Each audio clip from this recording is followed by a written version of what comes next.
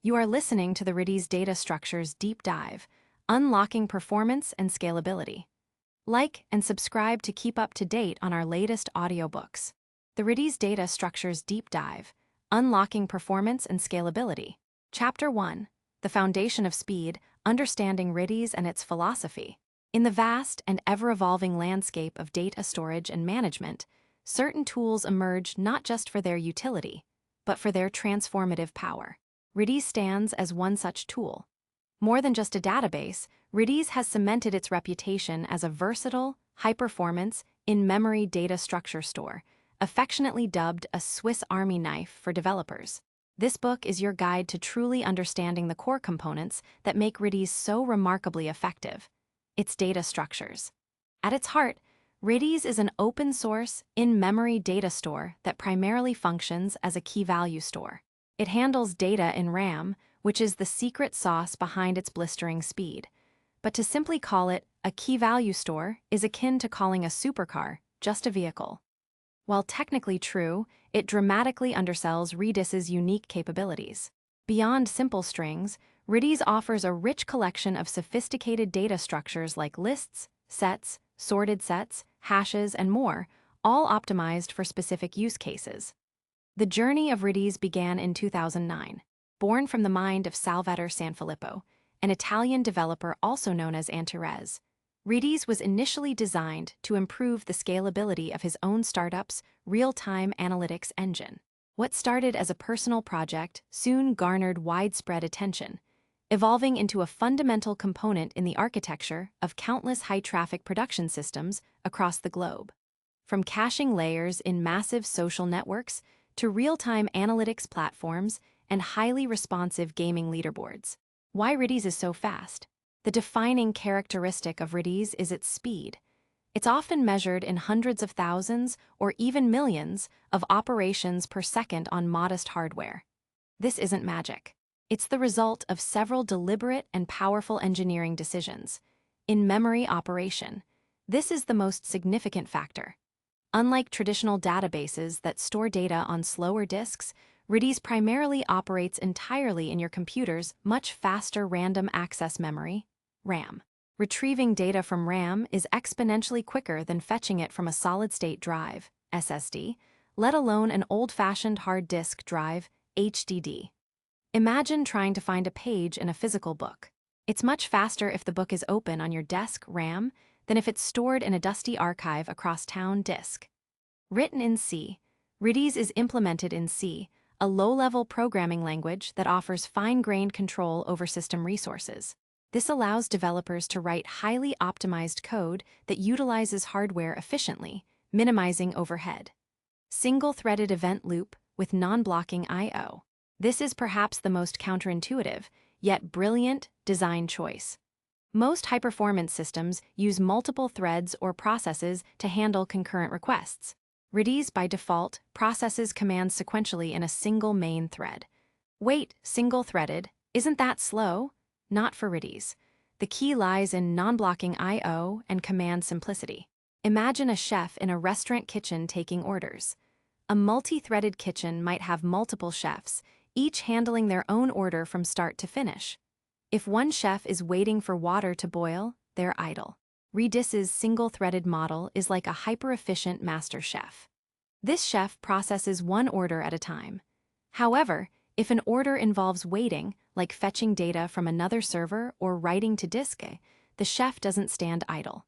Instead, they quickly note down the waiting task, immediately move on to the next order, and rely on an assistant, the operating system, to tell them when the waiting task is complete. When it is, the chef picks up where they left off.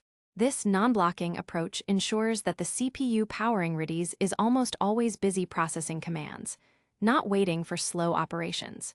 It eliminates the complexities, overhead, and common pitfalls associated with multi-threading like locks and race conditions, leading to simpler, more robust, and exceptionally fast code. Optimized data structures. Redis doesn't just offer abstract, key-value storage. It implements highly optimized versions of common data structures. Each operation on these structures is meticulously designed for maximum performance, often achieving constant time O1 or logarithmic time O log n, complexity, which means execution time remains consistently fast even as data grows. We will delve deeply into these optimizations throughout this book. Efficient Network Protocol, RESP. Redis communicates using its own simple, text-based serialization protocol called RESP, Redis Serialization Protocol.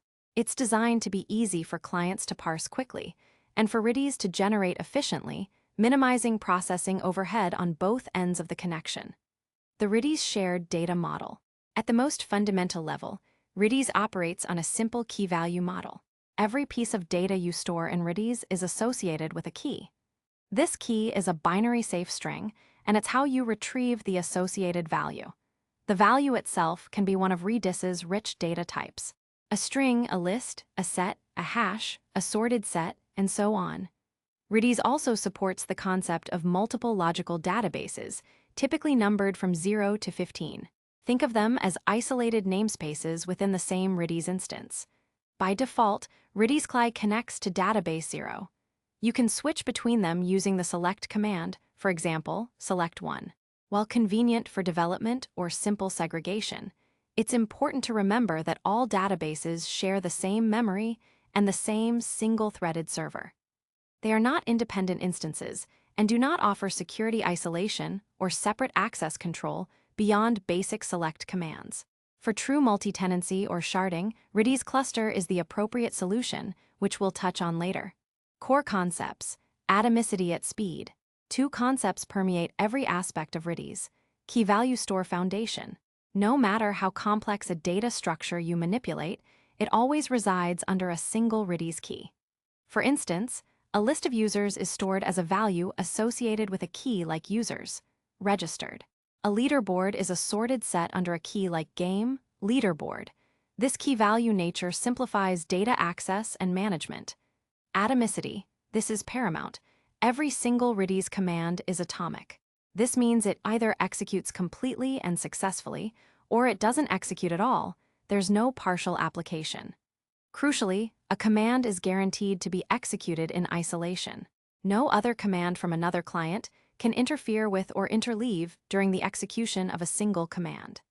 This guarantee eliminates common headaches like race conditions and data corruption when multiple clients try to modify the same data simultaneously. This atomicity is a direct benefit of Redis's single-threaded nature. Since only one command runs at a time, there are no concerns about concurrent access within Redis itself. Common use cases. Where Redis excels. Given its speed and versatility, Redis finds its way into an incredible variety of applications. Caching, probably the most common use case. Redis acts as a high-speed cache for frequently accessed data, reducing the load on slower primary databases. Session management.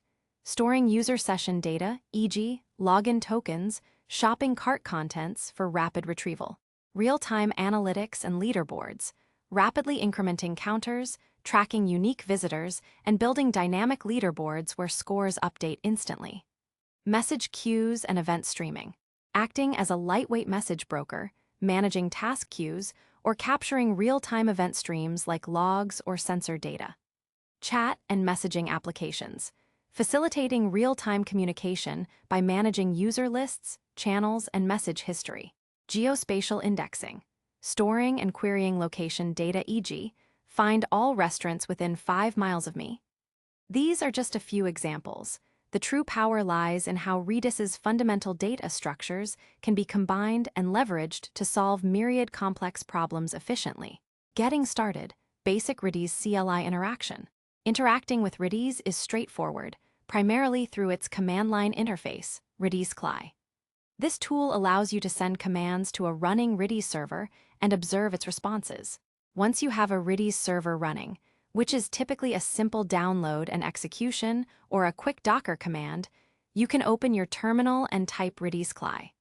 This connects you to the default Redis instance on your local machine. Let's try a few basic commands to get a feel for it. To check if Redis is alive, ping. You should receive pong. To store a simple string value, set Mikey hello Redis. You'll see OK. To retrieve that value, get Mikey. This will return hello Redis. To delete the key, del Mikey. It will confirm the deletion. Integer, 1 meaning one key was deleted.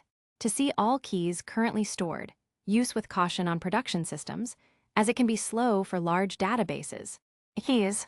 Initially, this might return an empty list or a list of system keys. These simple operations highlight Redis's fundamental key-value nature. But as we'll soon discover, the value part holds incredible depth, paving the way for powerful applications. Setting up Redis conceptually. While this book focuses on understanding Redis's data structures, getting an instance running yourself for experimentation is highly recommended. The official Redis website, redis.io, provides comprehensive guides for installation on various operating systems.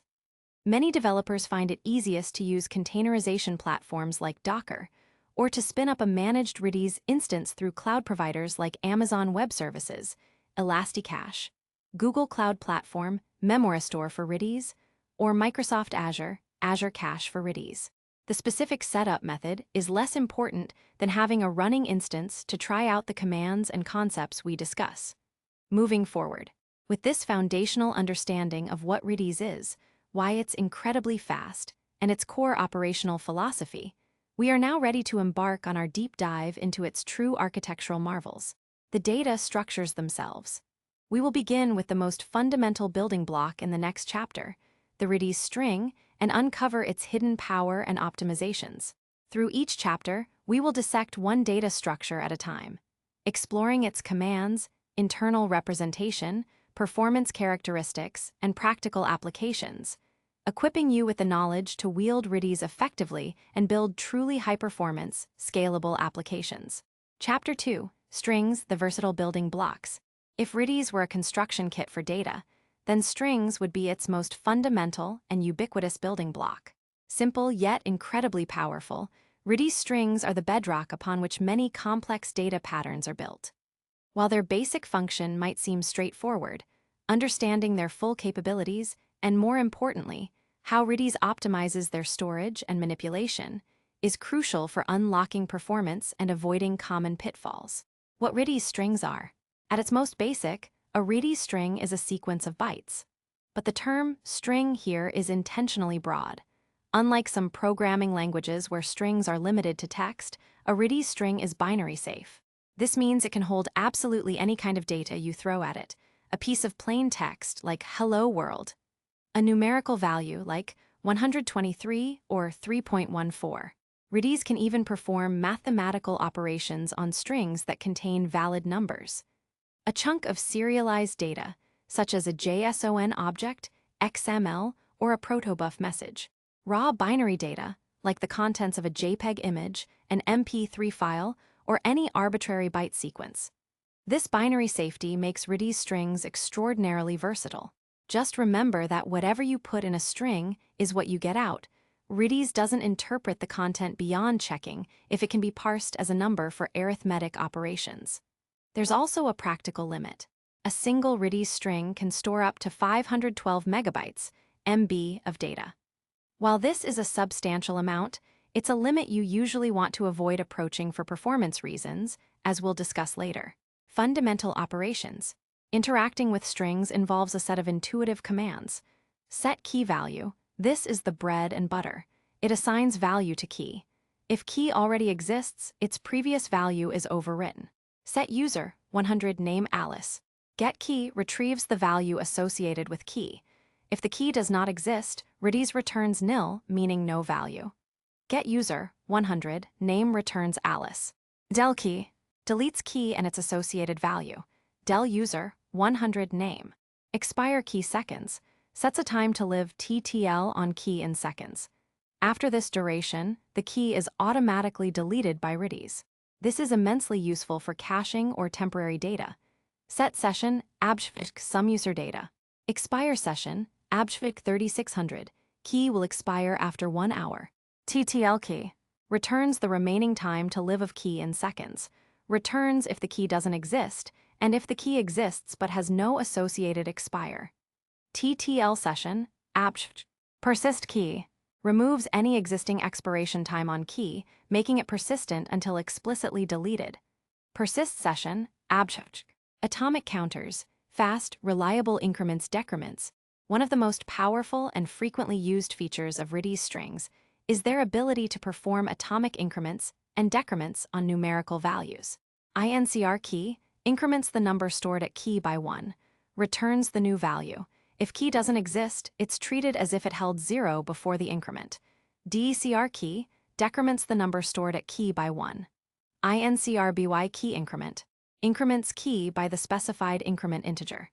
DECRBY key decrements key by the specified decrement integer. INCRBYFLOAT key increment, similar to INCRBY, but allows for floating point increments. The term atomic is critical here. It means that these operations are guaranteed to execute completely, without any interruption from other commands, even if multiple clients try to access the same counter at the exact same moment. Redis's single-threaded nature provides this powerful guarantee. It processes one command at a time, ensuring that an INCR operation, for example, reads the current value, adds to it, and writes the new value back, all as one indivisible step. This prevents race conditions, a common nightmare in concurrent programming where operations can interfere with each other, leading to incorrect results. Anecdote: atomic counters. Imagine a turnstile at a busy amusement park. Each time someone passes through, a counter clicks up. If multiple people tried to go through at the exact same microsecond, a simple electronic counter might miss one. Redis's INCR is like that turnstile engineered to never miss a single count, no matter how many people try to pass simultaneously. It ensures every click is registered perfectly and without error, even under immense pressure. Appending and substring operations. Strings offer more than just whole value manipulation. Append key value appends the value to the end of the existing string stored at key. If key doesn't exist, it's created as if set key value was called. Set mylog, start. Append mylog, operation 1 OK. Returns new length, e.g. 18. Append mylog, operation 2 OK. Returns new length. Get mylog returns, start, operation 1 OK. Operation 2 OK. GTRNG key start end. Returns a substring of the value stored at key within the specified start and end byte offsets, inclusive. Negative offsets mean reckoning from the end of the string. GTRNG mylog 0, 4 returns, start. SCTRNG key, offset value. Overwrites part of a string starting at the specified offset with the given value. If the original string is shorter than offset, it's padded with null bytes, \x00. This is a powerful command often used for implementing bitmaps, which we'll cover shortly. Set mistring, hello world. SCTRNG mistring 6, Redis. Get mistring returns, hello Redis. Setting with conditions and multiple keys. Redis provides commands that combine setting operations with conditions, ensuring atomicity. SCTNX key value, set if not exists, sets key to value only if key does not already exist. Returns 1 if the key was set, 0 otherwise. This is commonly used for implementing simple distributed locks. SCTNX mylock, granted. SCTEX key seconds value, set with expiry, a shortcut that atomically combines set and expire. It sets key to value and immediately sets its expiration to seconds. SCTEX user, 123, token 3600, ABC 123, def 456. MSCT key, 1 value 1 key 2 value 2. Sets multiple keys to their respective values in a single atomic operation. Either all keys are set or none are. MSCT user, 1, name John user, 1, email john@example.com. MGAT key 1 key 2. Retrieves the values of multiple keys. Returns a list of values in the order of the requested keys. MGET user, 1, name user, 1, email returns, john@example.com. Internal representation, deep dive. The power of SDS. While Redis strings behave like simple arrays of bytes, their internal management is surprisingly sophisticated. Redis doesn't use the standard C programming language's string type, char. Instead, it developed its own custom string library called SDS, Simple Dynamic Strings. To understand why, let's look at the limitations of standard C strings. Length computation. C strings are null terminated, a \0 byte marks the end. To find their length, you must traverse the entire string, an O(n) operation. Buffer overflows. C string functions typically don't manage memory dynamically. If you concatenate strings without careful pre-allocation, you can write beyond allocated memory, leading to crashes or security vulnerabilities. Null byte limitation. Because of null termination, C strings cannot safely store arbitrary binary data that might contain \0 bytes. SDS overcomes these limitations by prepending extra information to the actual character array. The actual structure stored in memory for an SDS string looks something like this simplified. Len int, alloc int, flags byte buff char array. Current length, allocated size, type/metadata, actual string data. Here's how SDS addresses the C string problems and optimizes for Redis's use cases. Len current length. This field stores the actual length of the string. This means finding the length sdslen in Redis is an O(1) operation, regardless of the string size. Alloc allocated size. This field stores the total available space for the string in the buff array. This enables pre-allocation. When an SDS string is modified, e.g., appended to, Redis often allocates more memory than immediately required, leaving free space for future modifications. This significantly reduces the number of memory reallocations, which are costly operations. For example, if you append to a short string that's 10 bytes long, Redis might reallocate to hold 20 bytes, doubling strategy. If you keep appending, it can utilize that extra space without reallocating until it fills up. For larger strings over 1 MB, Redis pre-allocates in larger fixed chunks, e.g., 1 MB chunks to avoid excessive doubling. Flags type metadata. This small byte indicates the type of SDS header used, e.g., SDSDYPE8, SDSDYPE16, SDSDYPE32, SDSDYPE64. Redis optimizes memory by using smaller types for len and alloc fields for short strings, minimizing overhead. For an extremely short string, e.g., OK, the overhead might be just 3 to 5 bytes. Buff character array. This is where the actual string data resides. Critically, SDS strings are still null terminated. The \0 byte is added after the len bytes, but outside the len count. This means SDS strings are compatible with standard C library functions that expect null terminated strings, offering flexibility. In essence, SDS provides faster length retrieval, O(1), robust dynamic resizing, preventing buffer overflows and reducing reallocations, and binary safety, allowing \0 bytes within the string data, as len, not \0, determines its length. This custom implementation is a prime example of how Redis's internals are meticulously engineered for performance. Advanced string feature. Bitmaps. Redis strings, being binary safe and byte addressable, can be leveraged to implement highly memory-efficient bitmaps. A bitmap treats a string as a sequence of individual bits, 0 or 1, where each bit can represent a Boolean state. Concept. Each character in a typical string uses 8 bits. By setting individual bits within a string, you can pack a lot of Boolean information into a small memory footprint. For instance, you could represent the state of 8 million users, active and active, in just 1 MB of memory. 8 million bits/8 bits per byte equals 1 million bytes equals 1 MB. Operations. setBit key offset value sets the bit at the specified offset within key to value 0 or 1. If the string is not long enough to contain the offset, it is extended with 0 bytes. setBit user online status 1001 marks user ID 1000 as online. getBit key offset returns the bit value at offset in key. getBit user online status 1000 returns 1. bitcount key start end counts the number of bits set to 1 within the entire string or within an optional start and end byte range. bitcount user online status returns the total number of online users. bitop operation diskai key performs bitwise operations and or, XOR, not between multiple keys and stores the result in a new diskai. This is incredibly powerful for set-like operations on large Boolean datasets. bitop and activedadein daily active users persistentosers Use cases for bitmaps. User presence status tracking. Track which users are currently online in a massive system. User activity tracking. For example, track which days a user logged in over a month or year. SETBIT user. 1/23/2023 logins day if year 1. You can then count active days or check streaks. Feature flags A/B testing.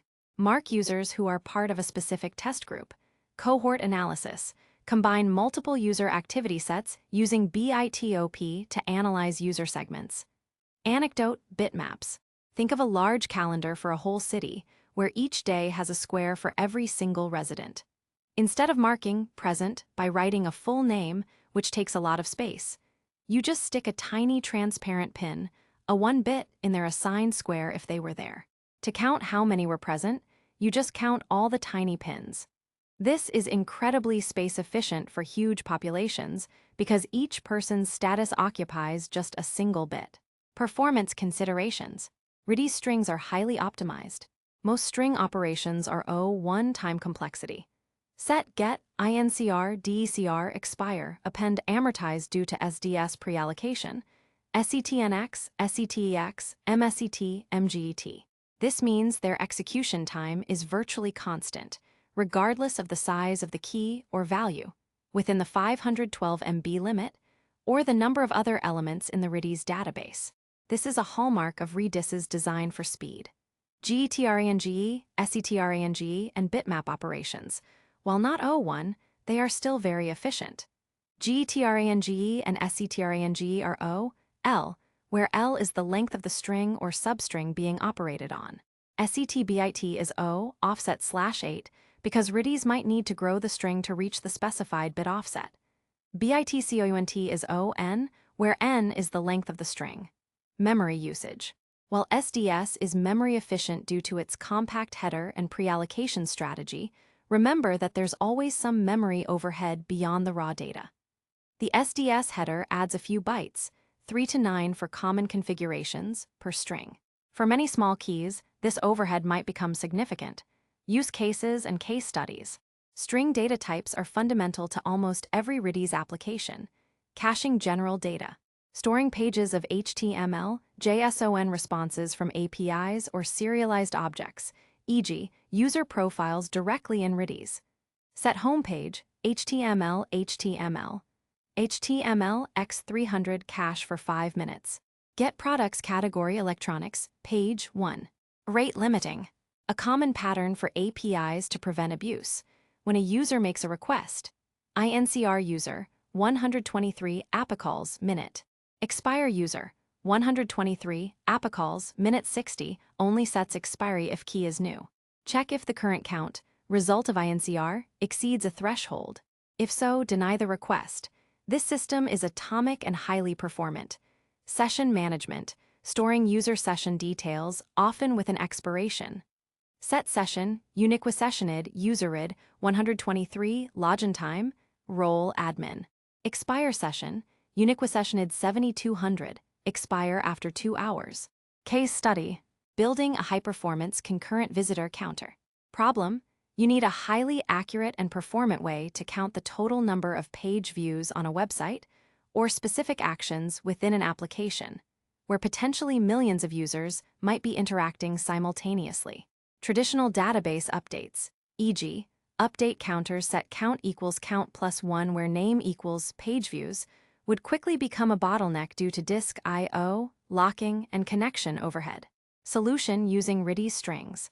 Whenever a page is viewed or an action occurs, your application sends an INCR command to Redis for a specific counter key. INCR global, page views. INCR product, 123, views.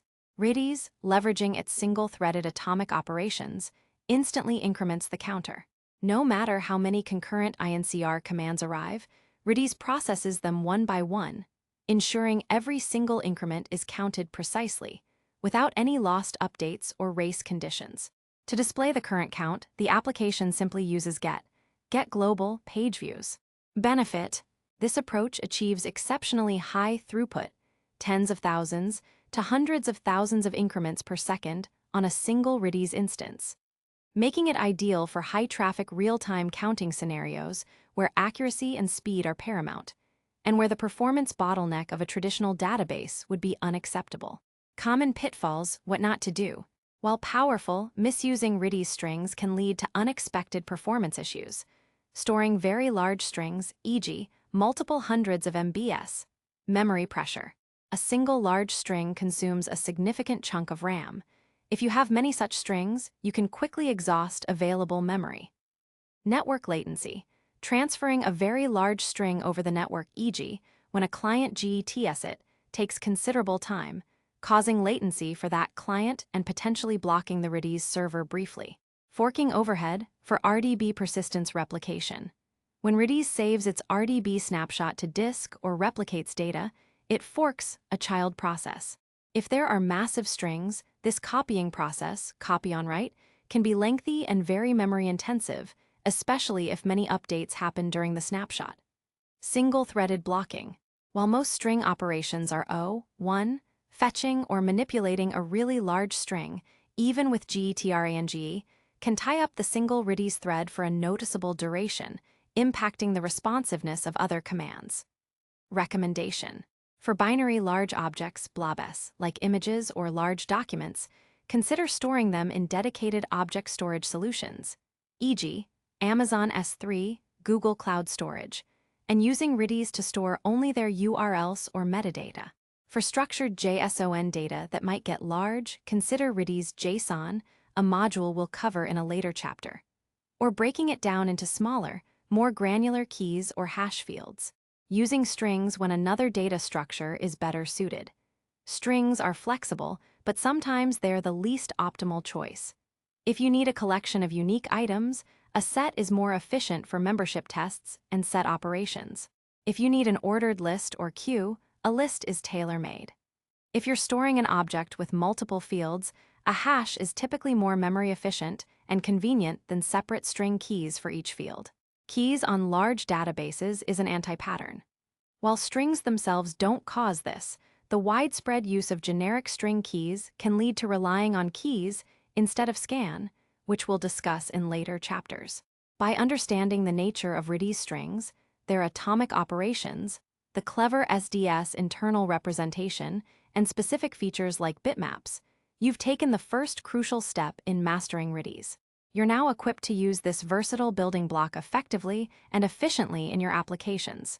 Next, we'll explore Redis lists and see how they enable dynamic collections crucial for queues and feeds. Chapter 3. Lists dynamic collections for queues and feeds. If Redis strings are the fundamental brick, then Redis lists are the dynamic, ordered conveyors that can move those bricks in specific sequences. Lists are incredibly versatile, forming the backbone for use cases ranging from basic message queues to activity feeds and limited historical data storage. They allow you to maintain an ordered collection of string elements, making them ideal for scenarios where the sequence of insertion matters and where you need fast additions and removals from either end. What Redis lists are. A Redis list is an ordered collection of strings. Unlike programming language arrays, Redis lists are implemented in a way that allows efficient additions and removals of elements at both their head, left side, and tail, right side. The insertion order of elements is preserved, meaning if you add A, then B, then C, they will always appear in that exact sequence when you retrieve them. Lists can hold millions of elements, limited only by available memory. Each element in a list is a simple string, which means it inherits all the binary safety properties discussed in Chapter 2. Basic operations, adding and removing elements. The primary commands for interacting with lists are designed for adding and removing elements from either end. LPUSH key value adds one or more values to the left head of the list stored at key, returns the new length of the list. Think of this as adding to the front of a line. LPUSH mylist apple, integer 1. LPUSH mylist banana, cherry, integer 3 list is now cherry, banana, apple. RPUSH key value adds one or more values to the right tail of the list stored at key, returns the new length of the list. Think of this as adding to the end of a line. RPUSH mylist grape, integer 4 list is now cherry, banana, apple, grape. LPOP key removes and returns the element from the left head of the list stored at key. LPOP mylist cherry, list is now banana, apple, grape. RPOP key, removes and returns the element from the right tail of the list stored at key. RPOP mylist grape, list is now banana, apple. If the key does not exist, Redis treats it as an empty list, and the push operations will create it while pop operations will return nil. Accessing elements and list information. LRANG key start stop returns a range of elements from the list stored at key. Start and stop are zero-based indices. Negative indices can be used to specify offsets from the end of the list, e.g., -1 is the last element, -2 is the second to last. LRANG -0 -1 returns all elements. Banana, apple. LRANG -00 returns the first element, banana. LINDEX key index returns the element at the specified index in the list. This operation can be slow on very long lists as it might require traversing to the element. LINDEX -1 apple. LLEN key returns the length number of elements of the list stored at key. LLEN mylist integer 2. Trimming lists, maintaining fixed size collections. A common pattern for lists is to keep them a fixed size, for instance, for an activity feed that only shows the last n entries. LTRIM key start stop trims an existing list so that it contains only the elements specified by the start and stop indices, inclusive. Elements outside this range are removed. RPUSH log event 1, event 2, event 3, event 4, event 5. LLEN log integer 5. LTRIM log 02 keeps elements at indices 0, 1, 2. LRANG log 0-1, event 1, event 2, event 3. To keep only the last n elements, you can use negative indices. For example, to keep the last 10 elements of a list after adding a new one. LPUSH activity, feed, new activity item. LTRIM activity, feed 09. Blocking list operations for producer-consumer patterns. One of the most powerful features of Redis lists for building robust applications is their support for blocking pop operations. These commands allow a client to wait for an element to appear in a list if it's currently empty, rather than polling constantly. This is fundamental for building efficient message queues. BLPOP key timeout. A blocking version of LPOP. It waits for timeout seconds for elements to appear in the specified lists. As soon as an element is pushed to any of the monitored lists, from left, it is popped and returned. If the timeout is 0, it waits indefinitely. BLPOP tasks, Q0 wait forever for a task. BRPOP key timeout, a blocking version of RPOP. It waits for timeout seconds for elements to appear in the specified lists, popping from the right. BRPOP LPUSH source destination timeout atomically pops an element from the right of source and pushes it to the left of destination. If source is empty, it waits for timeout seconds. This is excellent for implementing reliable message queues, where a message can be moved to a backlog list while being processed, then removed only after successful processing. Internal representation, deep dive, zip list, and linked list. To achieve its efficiency, Redis uses different internal data structures for lists depending on criteria like the number of elements and their individual sizes. This dynamic switching allows Redis to optimize for both memory and performance. Initially, for small lists, Redis uses a highly compact data structure called a zip list. Zip list for small lists. A zip list is a single, contiguous block of memory. It stores elements sequentially, one after another, along with meta information about each element's length to allow for backward traversal. Advantages: memory efficiency. Extremely memory efficient as there's minimal overhead per element compared to traditional linked lists. Data is packed tightly. Cache locality. Because elements are stored contiguously, modern CPU caches can retrieve multiple elements in one go, speeding up operations that traverse the list. Disadvantages: expensive updates inserts in the middle. If you insert or delete an element in the middle of a zip list, Redis has to shift all subsequent elements, which can be computationally expensive. N, where n is the length of the list or portions of it. Limited size, zip lists are designed for small lists due to this shifting overhead. Analogy for zip list: Imagine a tightly packed suitcase. Everything is neatly arranged in sequence. If you want to add or remove something from the middle, you often have to take everything else out, make the change, and then carefully put everything back in. It's efficient for storage, but rearranging is a whole operation. When a list grows beyond certain configurable thresholds, or its elements become too large, Redis automatically converts it from a zip list to a linked list, quick list in modern Redis versions. Linked list, for larger lists, more accurately, quick list. A traditional linked list would store each element as a separate node in memory, with pointers to the next and previous nodes. This is flexible but memory inefficient due to pointer overhead per element. Modern Redis 3.2 Plus uses a hybrid structure called a quick list. A quick list is primarily a doubly linked list of zip lists. Instead of each node containing a single element, each node in a quick list contains a zip list of multiple elements. Advantages of quick list over pure linked list: good memory efficiency. Still leverages the memory advantages of zip lists by packing multiple elements into each node. Efficient head-tail operations. Adding removing elements from the ends of the outermost quick list is very fast. 1. If the head-tail ziplist node fills up or empties, a new ziplist node is added removed from the quick list. Amortized middle operations. While traversing a quick list to reach a middle element is n being the number of ziplist nodes. Once you find the correct ziplist node, operations within that small ziplist are faster than in a very long pure ziplist. Configuration.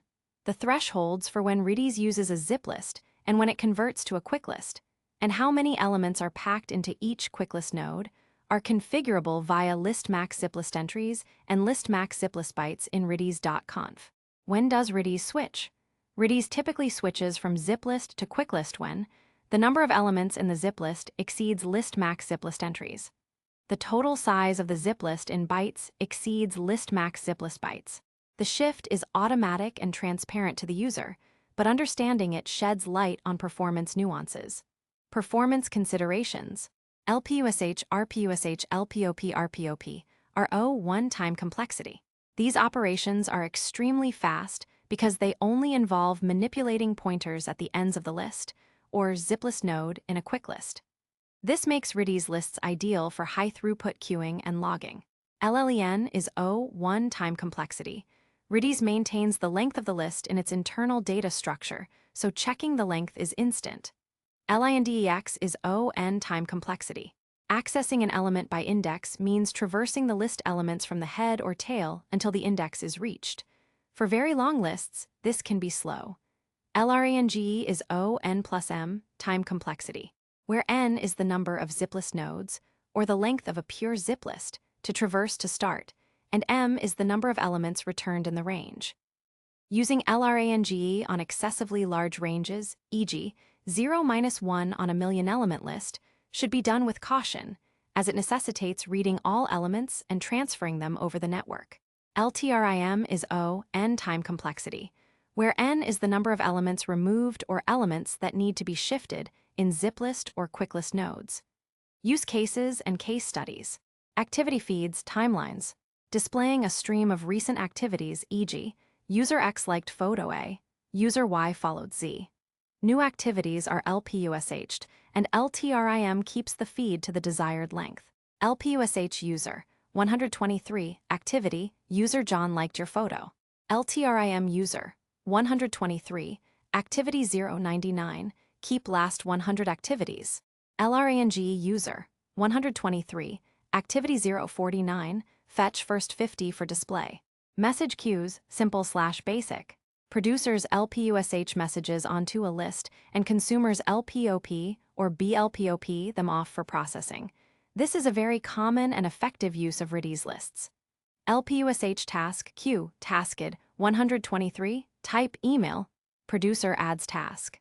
BLPOP task, Q0, consumer waits for and gets task. Last n items/history, storing the most recent items of a particular type, e.g., last 10 viewed products, last 5 search queries. LPUSH user 456, last viewed products, product, SKU 789. LTRIM user 456, last viewed products 09. Job queues with prioritization, via multiple lists. You can implement a rough prioritization by making consumers BLPOP from multiple lists in order. BLPOP high priority tasks, medium priority tasks, low priority tasks 0. Case study. Implementing a simple task queue, producer-consumer model. Problem, you have a backend service that needs to process tasks asynchronously. For example, when a user uploads a large image, resize operations might take time, so you don't want the user to wait. You need a reliable way to enqueue these tasks and have workers process them independently. Solution using Redis lists. Producer, e.g., your web server handling the upload. After a user uploads an image, the web server generates a task, e.g., a JSON string containing the image ID and desired sizes. It then LPUSHs this task onto a Redis list that acts as a queue. LPUSH image resizeq /imaged /img001 resolutions /640 Consumer worker process. You have one or more separate worker processes running on the same or different machines. Each worker continuously executes a BLPOP command, BLPOP image resizeq 0. When a task appears in image resize queue, one of the waiting workers will atomically pop it, deserialize the JSON, process the image, and then mark it as complete. If no tasks are present, BLPOP will cause the worker to wait indefinitely due to timeout equals 0 without consuming CPU cycles polling. Benefit, decoupling. The web server doesn't need to know anything about the workers.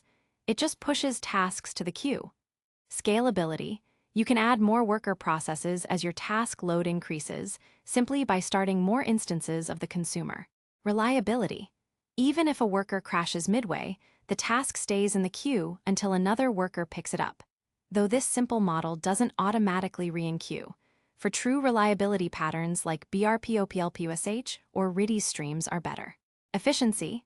BLPOP ensures workers don't waste resources by constantly checking for new tasks. Common pitfalls, what not to do. Using LINDEX or LRANG on very long lists frequently. These operations are O, N, and can become a bottleneck when lists contain millions of elements.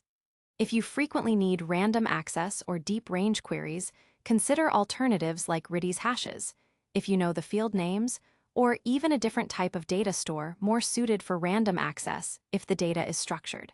Treating lists as random access arrays. While LINDEX exists, Redis lists are fundamentally optimized for head-tail operations.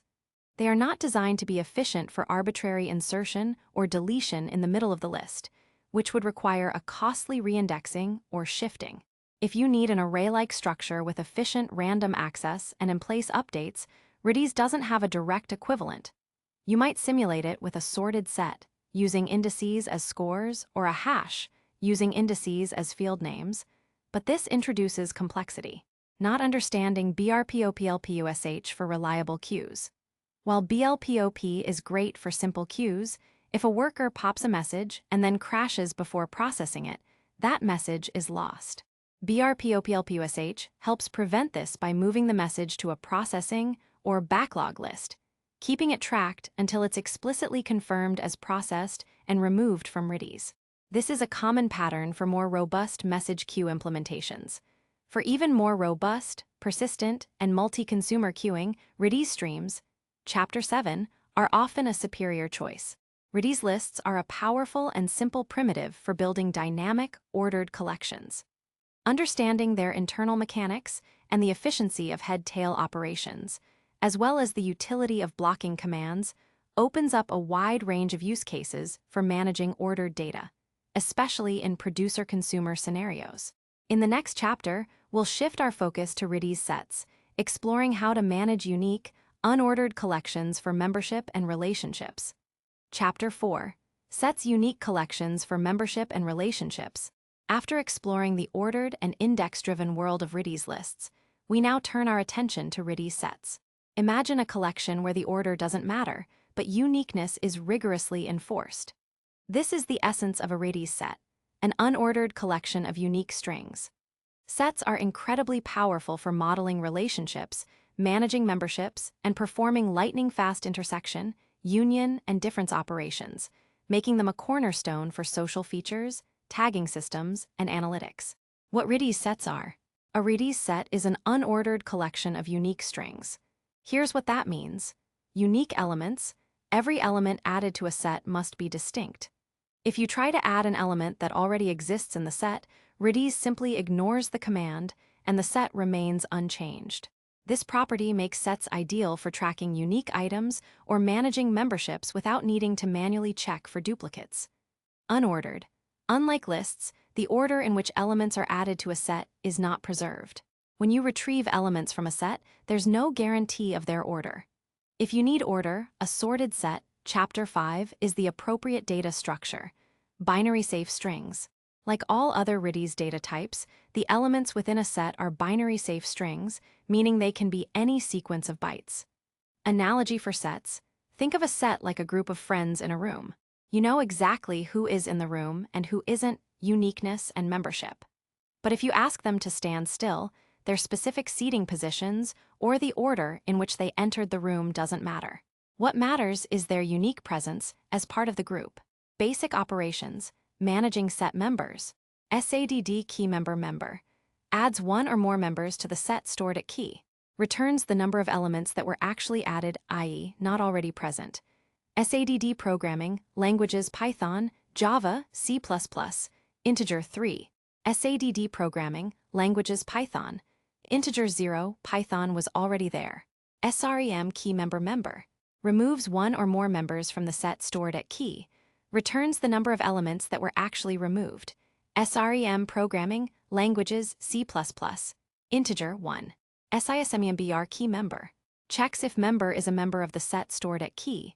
Returns 1 if it is, 0 otherwise. This is a very fast operation. SISMEMBR programming, languages Python, integer 1.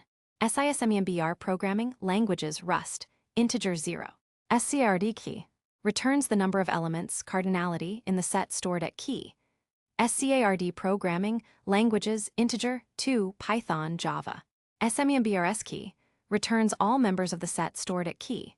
Due to the unordered nature, the order of returned elements is arbitrary. For very large sets, this command can be slow and consume significant memory and network bandwidth. SMEMBRS programming, languages, Python, Java. Order might vary. SRANDMEMBER key count returns a random member from the set. If count is positive, it returns up to count unique random members. If count is negative, it can return duplicate members. SBOP key count removes and returns count, default 1, random members from the set. This is effectively SRANDMEMBER followed by SREM, but performed atomically. Set operations. The power of intersections, unions, and differences. This is where Redis sets truly shine. They allow for highly efficient execution of fundamental set theory operations directly on the server side. These operations are critical for querying relationships between different groups of data. Sinter key intersection returns a list of members that are present in all the specified sets. SADD group A Alice, Bob, Charlie. SADD group B Bob, Charlie, David. Sinter group A group B, Bob, Charlie. SUNION key. Union returns a list of members that are present in any of the specified sets. SUNION group A group B, Alice, Bob, Charlie, David. SDIFF key. Difference returns a list of members that are present in the first set, but not in any of the subsequent sets. SDIFF group A group B, Alice. Alice is in A but not in B. SDIFF group B group A, David. David is in B but not in A. Redis also provides store variants of these commands that store the result of the operation into a new destination key, rather than returning all members to the client. This is crucial for large result sets or when you need to combine and then further process the results. SINTRSTORE destination key computes the intersection of the specified sets and stores the result in destination. SUNIONSTORE destination key computes the union of the specified sets and stores the result in destination. SDIFFSTORE destination key computes the difference of the specified sets and stores the result in destination. These store commands are highly efficient as the data manipulation happens server-side, avoiding large network transfers of intermediate results. Internal representation, deep dive. In set and hash table. Similar to lists, Redis optimizes set storage by using different internal structures based on the characteristics of the data. In set, for small sets of integers. If a set contains only a small number of integer elements, Redis uses an inset. An inset is a highly memory-efficient, contiguous array of integers. The integers are stored in sorted order. Advantages: extreme memory compactness. Since it's sorted, checking for membership, scalable, and ensuring uniqueness can be done efficiently using a binary search, O log n. Disadvantages: it can only store integers. Adding an element that is not an integer or causes the inset to become too large will trigger a conversion. Analogy for inset. Imagine a neatly ordered, numbered checklist where each item ID is an integer. It's very compact, and you can quickly scan to see if an ID is present because they are sorted. Hash table for general sets. For sets that store non-integer strings, or when an inset grows too large, beyond set max inset entries configuration, typically 512 elements, Redis uses a standard hash table, sometimes called a dictionary.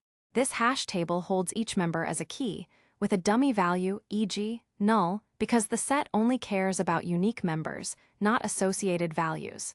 Advantages: very fast average case performance for additions, SADD, removals, SREM, and membership checks, SISMEMBR, typically O1. Can store any binary safe string. Disadvantages: more memory overhead per element compared to an inset due to the hash table structure, pointers, hash collisions, etc. Analogy for hash table.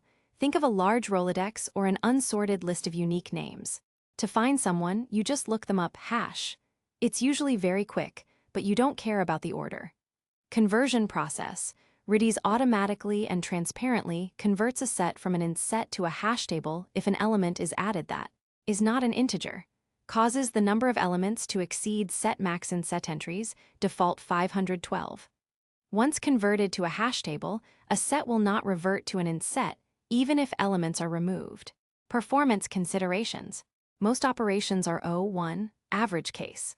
SADD, SREM, SISMEMBER, SCARD are all extremely fast on average due to the underlying hash table. In the worst case, many hash collisions, it can degrade to ON, but this is rare in practice with good hash functions. Set operations, Sinter, SUNION, SDIFF.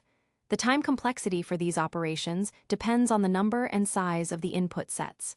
They are typically O, N plus MK, where N and M are the sizes of the input sets and K is the size of the result.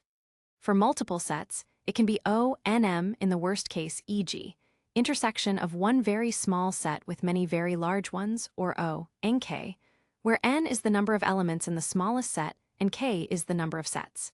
Crucially, these operations are performed server-side, which avoids transferring large amounts of data to the client, making them highly efficient for server-side logic. SMEMBERS is ON. Retrieving all members of a set is proportional to the number of elements in the set.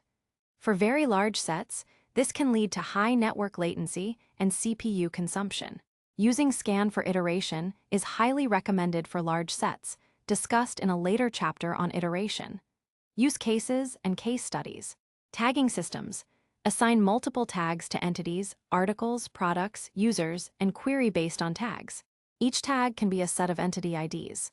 SADD article 123 tags tech, AI, future. SADD article 456 tags AI, robotics, ethics. Sinter article 123 tags article 456 tags AI. Articles with both tech and AI tags. Social networking, followers following. Representing many-to-many relationships. SADD user 1 followers user 2, user 3. SADD user 2 following user 1, user 4. SISMEMBR user 1 followers user 3 is user 3 following user 1. Sinter user X following user Y following who do X and Y both follow. Unique visitor tracking. For a given day, use a set to track unique visitor IDs. SADD unique visitors 2023 to 10 to 27 user id ABC user id size. SCARD unique visitors 2023 to 10 to 27 gives the count of unique visitors. For very large-scale approximation, hyperlog is a more memory-efficient alternative, discussed in Chapter 9. Access control/roles. Assign roles to users and check permissions. SADD role, admin user 101, user 105. SISMEMBR role, admin user 101. Case study, building a product feature, who also bought or users who like this item. Problem, you want to show recommendations like customers who bought X also bought Y, or find users who share a common interest, such as liking the same product or genre. Solution using Redis sets, modeling data. For each product, maintain a set of user IDs who bought or liked that product. SADD product, 123, buyers user A, user B, user C. SADD product, 456 buyers user B, user C, user D. For each user, maintain a set of products they bought or liked. SADD user, A bought product 123, product 789. Finding shared interests, who bought product X and product Y. To find users who bought both product 123 and product 456. Center product, 123, buyers product, 456 buyers. This would return user B, user C. Finding recommendations, customers who bought X, what else did they buy? First, get all users who bought product X, SMEMBERS product, X, buyers, or iterate using SSCAN. Then, for each of those users, retrieve the set of all products they bought. Finally, perform a SUNION on all those individual bought sets and SDIFF out the original product X. This can be complex to do efficiently client-side if many users' products.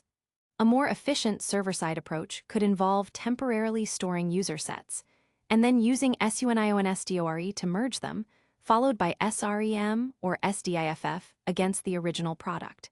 E.g. for product, 123. SINTR SDORE temp user spot both product, 123, buyers product, 456 buyers, if you want to find users who bought both. Or a much more complex approach using Lua scripting or combining multiple queries for more sophisticated recommendations by leveraging common buyers' other purchases. Benefit, Redis sets provide incredible speed for set mathematics. Checking membership is O1, and operations like intersection or union are performed directly on the server, minimizing network latency and offloading computation from your application servers. This allows for real-time recommendations or relationship queries that would be sluggish with traditional databases.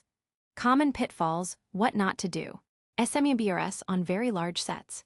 Just like LRANG for lists, SMEMBERS retrieves all elements in a set.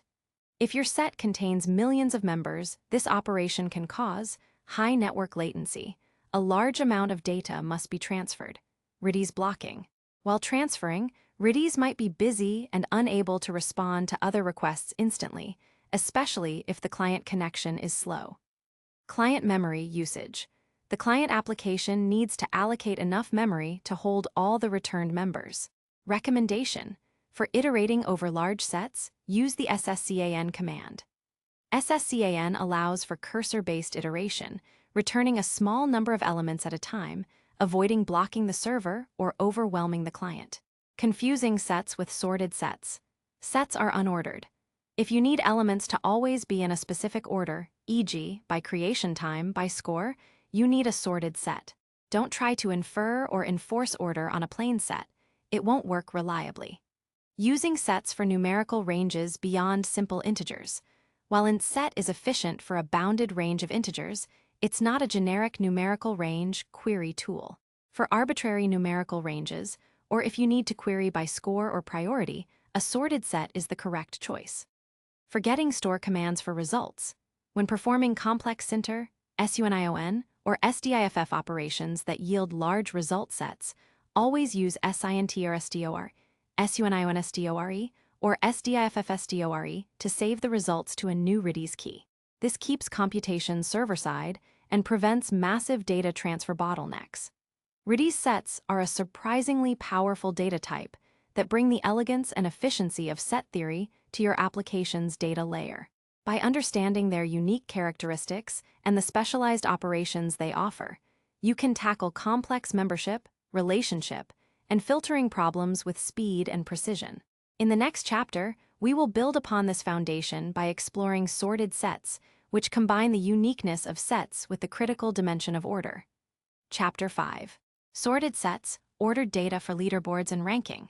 Having explored the unordered uniqueness of Redis sets, we now move to a data type that adds a critical dimension: order. Redis sorted sets are one of Redis's most powerful and unique data structures, combining the benefits of sets, unique members, with the ability to associate a numerical score with each member. This score determines the order of the members, allowing for incredibly fast retrieval of elements by score or by their rank. Sorted sets are the go-to solution for scenarios requiring rankings, leaderboards, priority queues, and any application where you need to order unique items based on a dynamic score. What Redis sorted sets are? A Redis sorted set is a collection of unique strings, where each string element, referred to as a member, is associated with a double precision floating point number its score. The members of a sorted set are always kept sorted by their scores. Here are the defining characteristics. Unique members. Like regular sets, all members within a sorted set must be unique. You cannot have the same member listed twice. If you add an existing member, its score is simply updated. Ordered by score, this is the key differentiator. Members are automatically sorted from the lowest score to the highest. If scores are identical, members are then ordered lexicographically, alphabetically, to ensure a deterministic order. Numerical score. Each member has a score. This score can be any floating point number, enabling fine-grained ordering. Analogy for sorted sets. Imagine a leaderboard in a game. Each player member has a unique name and a score. The players are always arranged from highest score to lowest, or vice versa. You can quickly see who's at what rank, or find all players within a certain score range. The game takes care of putting them in the right place automatically when their score changes, much like Redis automatically sorts members by their scores. Basic operations: adding, updating, and retrieving scores. ZADD key score member adds one or more member score pairs to the sorted set stored at key. If member already exists, its score is updated. Returns the number of new elements added. ZADD leaderboard 100 Alice, 150 Bob. Alice with score 100, Bob with 150. ZADD leaderboard 120 Alice. Alice's score updated to 120. ZREM key member removes one or more members from the sorted set. Returns the number of elements actually removed. ZREM leaderboard Bob, integer 1.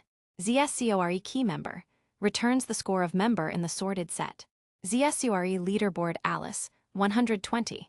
ZINCRBY key increment member increments the score of member by increment.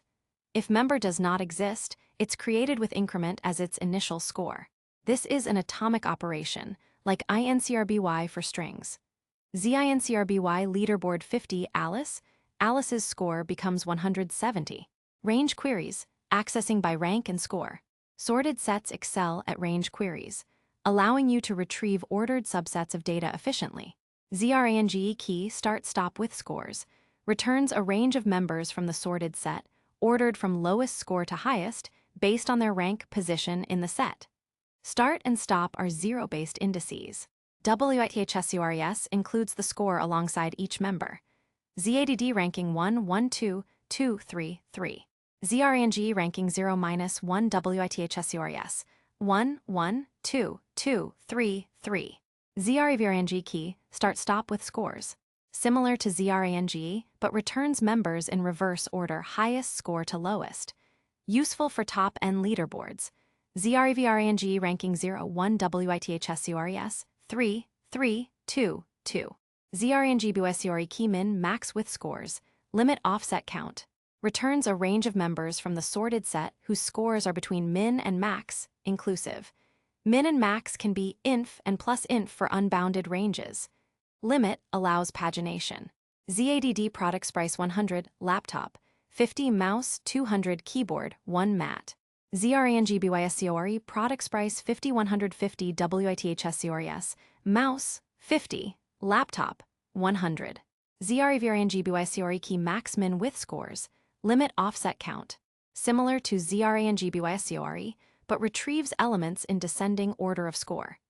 Note max comes before min in this command. ZRANGBYLEX key min, max limit offset count, and ZRAVRNGBYLEX.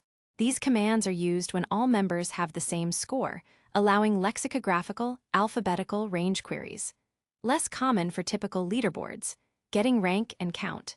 ZRANK key member returns the rank 0-based index of member in the sorted set, with scores ordered from low to high. ZRANK leaderboard Alice, integer, 0 Alice is currently lowest score.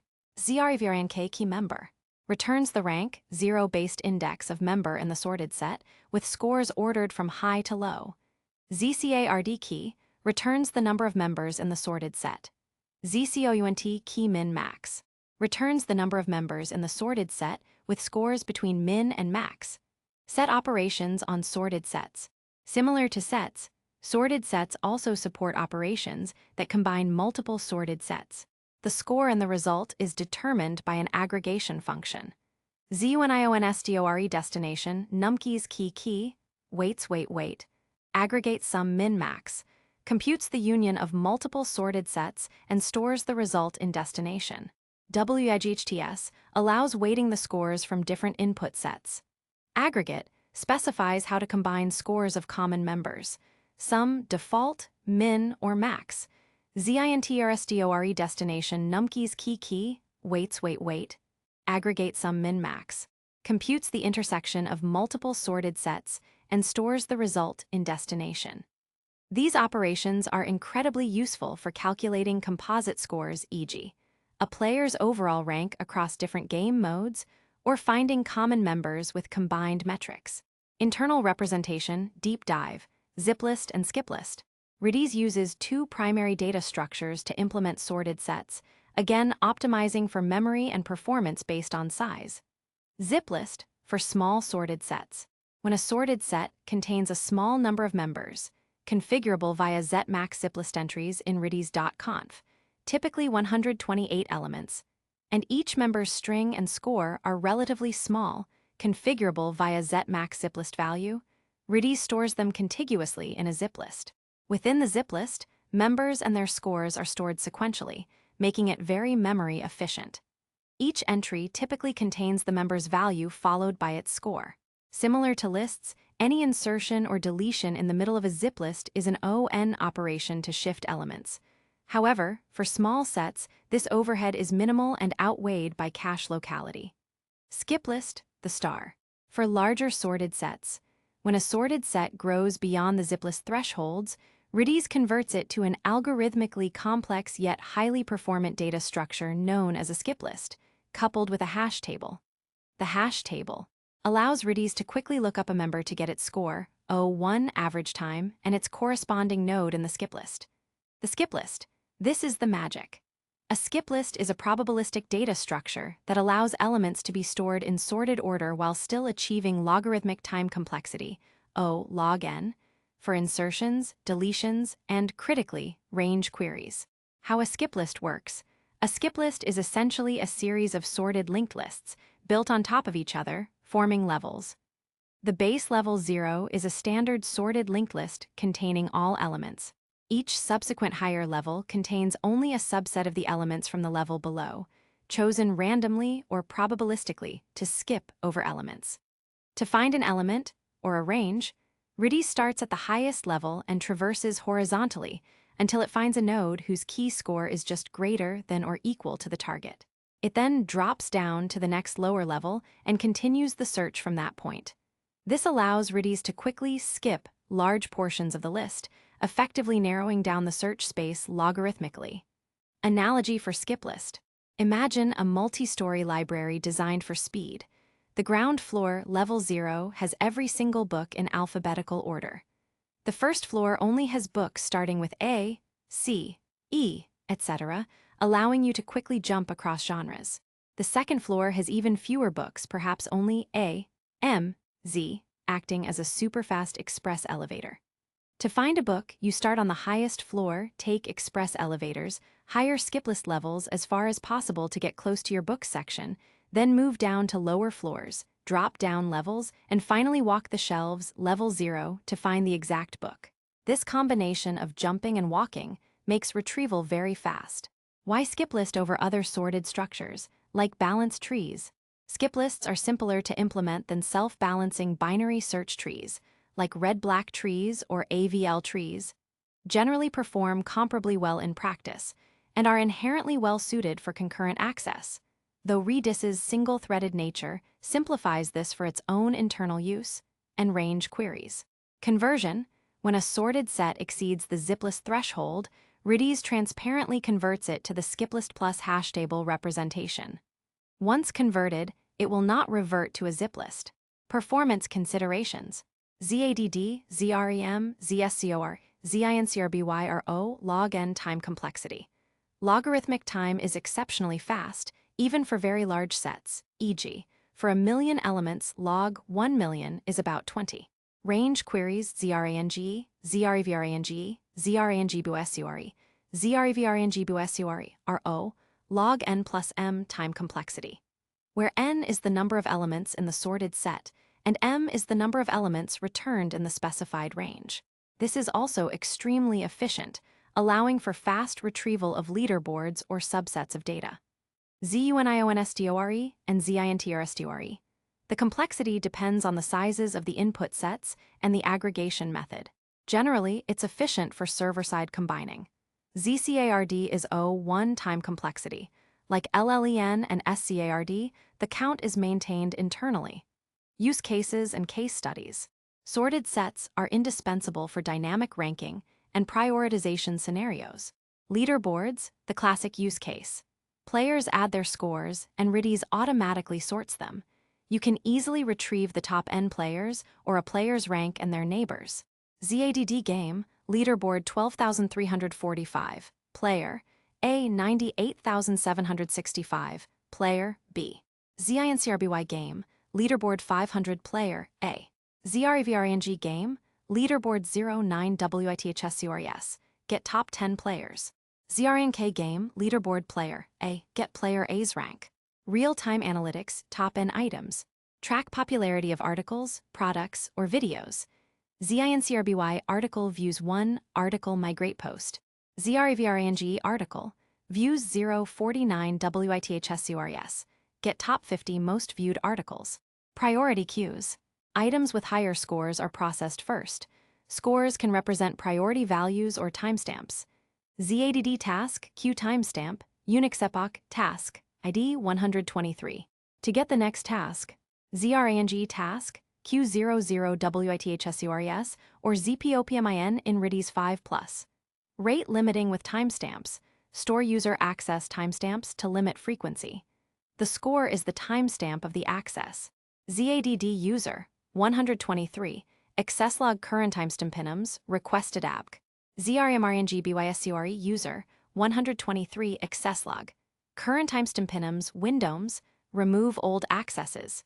ZCARD user, 123, accesslog, count remaining accesses in window. Case study: implementing a real-time leaderboard in a gaming application. Problem: you have a multiplayer game where players accumulate scores.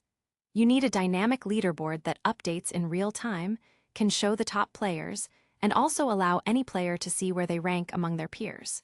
Solution using Redis sorted sets. Score updates. Whenever a player completes an action that rewards points, their score is updated. ZINCRBY game total scores 100, player, John Doe. This command updates John Doe's score, or adds them if they're new, by 100 in the game, total scores sorted set. Redis handles all the sorting automatically. Displaying the top 10. To show the game's overall top 10 players on a website or in-game display. ZREVRANG game total scores 09 WITHSCORES. This command quickly fetches the top 10 players along with their scores, ordered from highest to lowest. Players' rank and nearby players. A player wants to see their own rank and who is just above and below them. First, get the player's rank 0 based. ZRENK game total scores player John Doe. Let's say this returns integer 50, meaning John Doe is rank 51. Then retrieve a range around that rank. ZRANG game total scores 55, 50 plus 5, WITHSCORES. This would get players from rank 46 to 56, inclusive, showing 5 players above John Doe himself and 5 players below. You adjust the indices to get the desired window. Benefits, real-time updates, scores are always sorted as they are added, providing instant rank updates. Efficiency. All core operations are O log n, making them extremely fast even for millions of players. Simplicity. No complex database queries or external sorting required. Redis handles it all. Scalability. Can easily handle large numbers of players and frequent score updates. Common pitfalls, what not to do. Calling Z1IONSTORE or ZINTRSTORE with too many keys. While powerful, specifying hundreds or thousands of input keys can be CPU-intensive on the Redis server, as it needs to process all those elements to create the new sorted set. Consider aggregating data in your application layer or pre-calculating composite scores if the number of input sets is extremely high. Misunderstanding score versus rank. Remember ZRANK, ZREVRANK operate on the position in the sorted set, zero-based index, while ZRANGBYSCORE, ZREVRANGBYSCORE operate on the numerical score associated with elements. Choose the correct command for your query. Using ZRANGBYLEX for normal number ordering. ZRANGBYLEX is for lexicographical, alphabetical ordering after scores are considered identical. If you have numerical scores that aren't identical, which is most often the case, ZRANGBYSCORE is what you need. Forgetting to clean up temporary sorted sets. If you use Z1IONSTORE or ZINTRSTORE to create temporary sorted sets for complex queries, remember to del them when you're done to free up memory. Sorted sets are a testament to Redis's ability to provide purpose-built data structures that solve complex problems with elegant simplicity and blistering speed. They lift the burden of maintaining sorted data from your application code, allowing you to focus on your core logic. Their unique combination of sets uniqueness and score-based ordering makes them invaluable for a wide array of ranking, prioritization, and analytics challenges. In the next chapter, we will dissect Redis hashes, an excellent choice for representing objects and structured data. Chapter 6. Hashes representing objects and structured data. We've now explored linear collections like lists and unique collections like sets and sorted sets. Now, let's turn our attention to Redis hashes, which are essentially small dictionaries or maps stored under a single key. Hashes are perfectly suited for representing objects, records, or any form of structured data where you need to associate multiple fields with distinct values. Imagine you have information about a user, their name, email, age, and last login time. You could store each of these pieces of information as separate Redis string keys, user, 1 name user, 1 email user, 1 age, but this quickly becomes cumbersome. A Redis hash provides a clean, efficient, and atomic way to group all related fields and values under a single Redis key, user, 1. This approach offers significant memory savings and improves data locality. What Redis hashes are. A Redis hash is a collection of field value pairs. Each field within a hash is a unique string, and its corresponding value is also a string. Key characteristics. Key field value structure.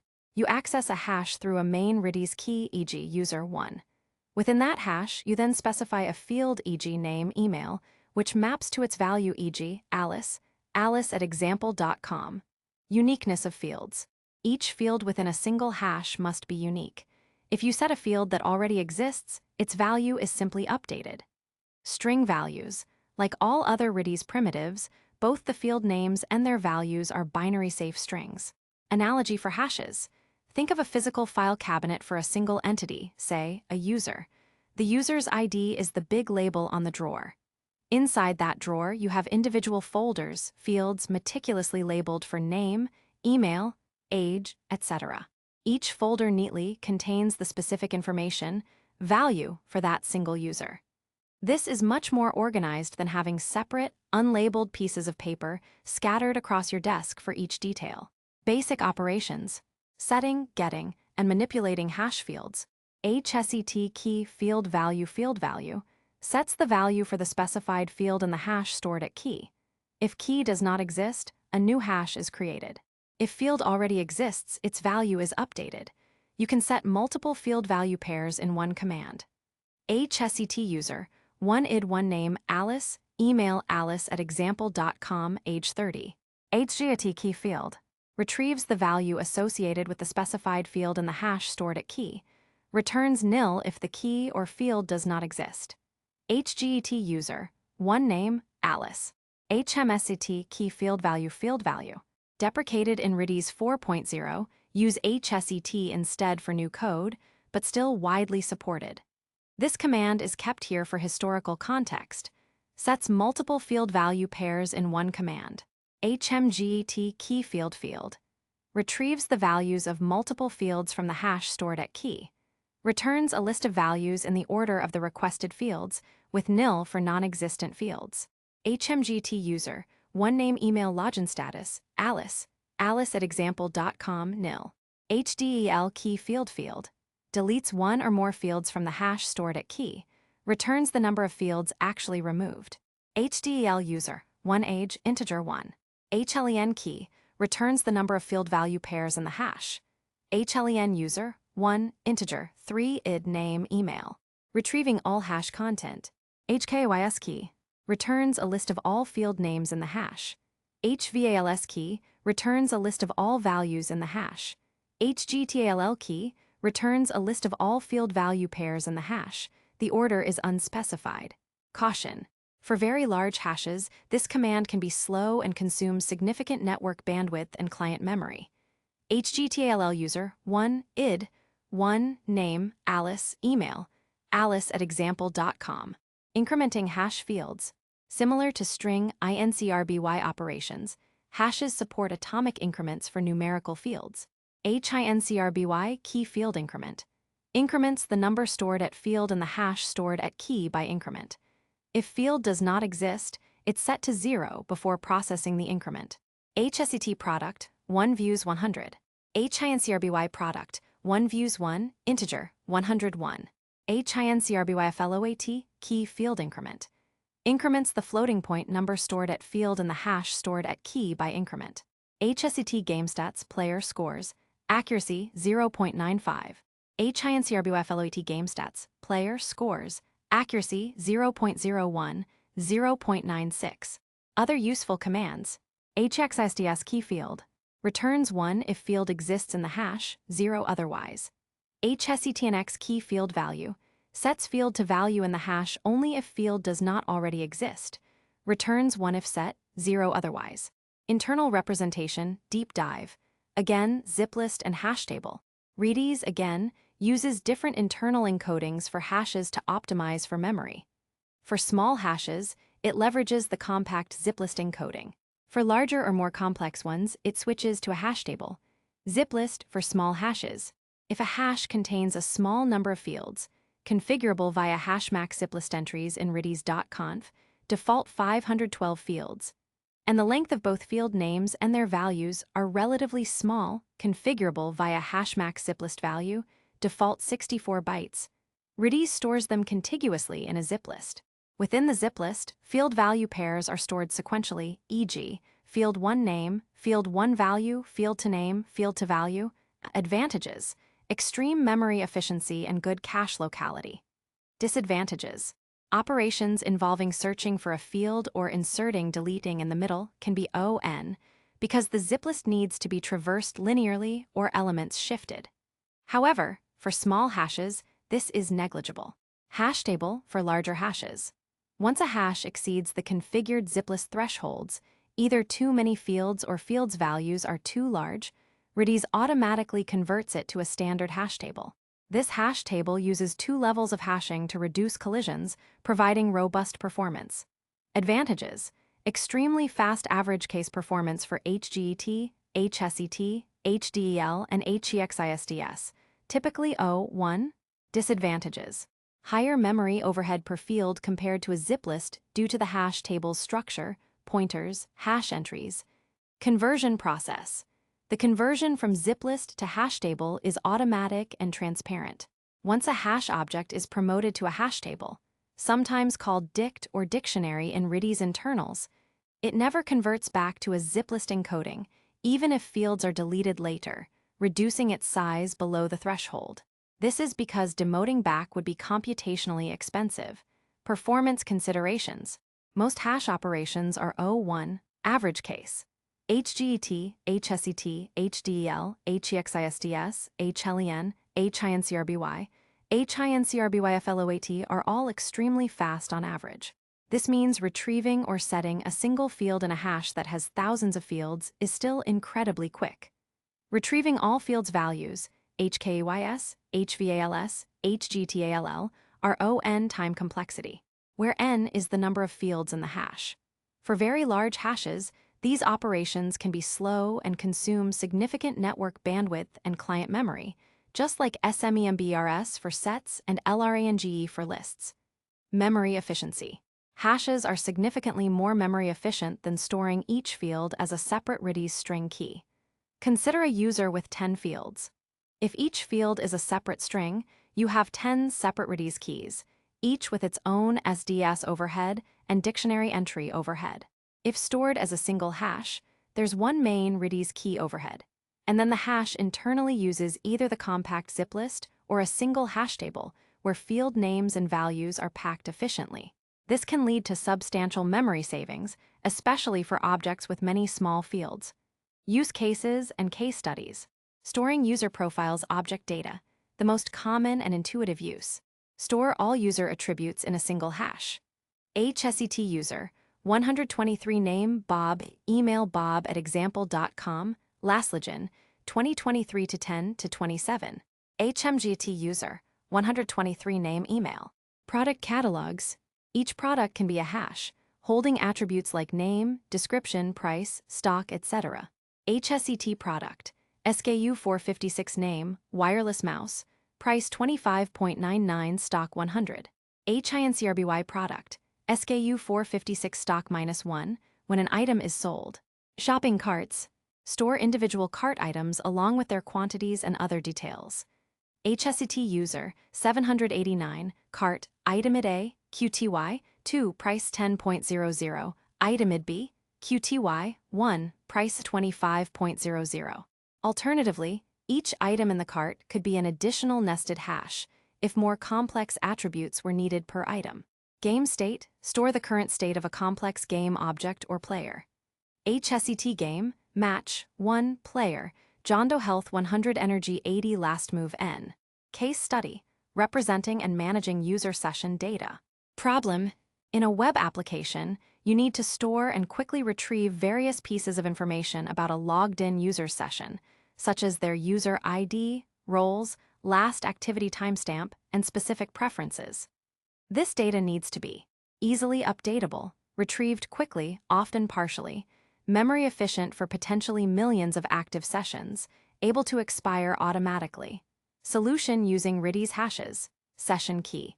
Each user session gets a unique Redis key, typically formatted as session token. Storing attributes. All session-related attributes are stored as fields within that session hash. HSET session. Update 123, userid, 456. Role, admin country, USA. Last activity, 1,678,901,234. Automatic expiration. Set a time to live TTL on the session hash key, managed by expire. Expire session. Update 123 3600 hash session expires in 1 hour if inactive. Every time the user interacts, you might expire the key again to reset the timeout. Retrieving data. To get just the user ID and country. HMGET session, update 123 userid country. To update the last activity time. HSET session, update 123 last activity current timestamp. To check if a specific preference exists. HEXISTS session, update 123 preferred theme. Benefits, efficiency. Instead of multiple GET requests and separate keys for each session attribute, a single HSET or HMGET command can fetch update multiple fields. This reduces network round trips significantly. Memory savings. Grouping related data into a single hash reduces the overhead associated with key-value pairs, which applies to the main hash key, but not to each field within the hash, especially due to ziplist optimization for small hashes. Atomicity, operations like HINCRBY, e.g., for tracking session actions, are atomic. Clarity, the data model for each session is self-contained and easy to understand. Common pitfalls, what not to do. HGTALL on extremely large hashes. Just like SMEMBRS for sets, HGTALL retrieves all field value pairs from a hash. This can lead to high network latency. For hashes with hundreds of thousands or millions of fields, Redis blocking while transferring a very large response. Client memory consumption. The client needs to buffer the entire response. Recommendation. For iterating over large hashes, use the HSCAN command. Similar to scan and SSCAN, HSCAN allows for cursor-based iteration of hash fields, preventing server blocking and enabling incremental retrieval. Confusing hashes with strings. Don't think of HGET key field as being equivalent to get key field. While both retrieve a value, the hash structure is a single Redis key containing many subfields, while key field implies separate Redis string keys. The memory characteristics and API access patterns are very different, not leveraging hashes for objects. A common anti-pattern for developers new to Redis is to store each attribute of an object as a separate string key, e.g., set user 1, name Alice, set user 1, email Alice at example.com. This leads to unnecessary memory consumption. Each string key has a significant overhead and requires multiple network round trips. MGET pipelining helps, but hashes are generally better for single-entity attributes. Use hashes for object-like structures unless there's a compelling reason not to. Overly complex JSON nesting. While you can store JSON strings as hash values, if your field values are themselves complex JSON objects that you frequently need to query or update, it's often more efficient to use a dedicated Redis JSON module, covered later, or store parts of that nested JSON as separate hash fields. Redis doesn't natively understand or query within the JSON string stored in a field. Redis hashes are a highly effective and very efficient way to store and manipulate structured, object-like data within Redis. Their 1. Performance for field operations and memory optimization for small hashes make them a cornerstone for many applications, from user management to caching complex records. Next, we will explore a relatively newer but immensely powerful data type, Redis streams, opening up possibilities for real-time event processing and consumer groups. Chapter 7. Redis streams, the heartbeat of real-time data. After exploring the foundational data structures like strings, lists, sets, sorted sets, and hashes, we now turn our attention to Redis streams. Introduced in Redis 5.0, streams are a relatively newer, yet incredibly powerful, data type specifically designed for building robust, real-time event processing pipelines, message queues, and logging systems. They offer persistent, append-only logs with features that support multiple consumers and consumer groups, providing a level of reliability and complexity management that surpasses simpler list-based queues. If lists are a good choice for simple, fire-and-forget queues, streams are built for sophisticated, high-throughput message bus architectures. They represent a fundamental shift in how Redis can be leveraged for event-driven systems. What Redis streams are. A Redis stream is an append-only sequence of entries, where each entry consists of an automatically generated unique ID and a set of field value pairs. Think of it as a time-ordered log file maintained directly within Redis. Key characteristics. Append-only log. New entries are always added to the end of the stream. Existing entries cannot be modified or deleted in the middle of the stream, though entries can be trimmed from the head. This immutability is crucial for auditability and replay. Unique entry IDs. Each entry in a stream gets a unique ID, typically a combination of a Unix millisecond timestamp and a sequence number, e.g., 1,678,886,400,000 to 0. This ensures global uniqueness and natural ordering. Field value pairs. Each entry is essentially a mini-hash composed of one or more field value pairs. This allows you to store structured data within each message. Multiple consumers and consumer groups, the most significant distinction. Streams allow multiple independent clients to read data and provide sophisticated mechanisms for managing which messages have been processed by whom. This is built around the concept of consumer groups, designed for cooperative consumption of a single stream. Key concepts: producers, consumers, and consumer groups. To fully grasp Redis streams, it's essential to understand these roles. Producer, an application or service that adds new entries, messages, to a stream. Consumer, an application or service that reads and processes entries from a stream. Consumer group, a logical group of consumers that cooperate to process a single stream. When a message is read by a consumer group, Redis ensures that it is delivered to only one member of that group. This allows for parallel processing of a stream, distributing the workload among consumer instances and providing built-in load balancing. Each consumer group also tracks its last delivered message ID, so new consumers can join and immediately start from where the group left off. Stream commands and flow. Let's walk through the primary commands that define the lifecycle of a Redis stream. Adding entries, xadd. This is how producers add messages.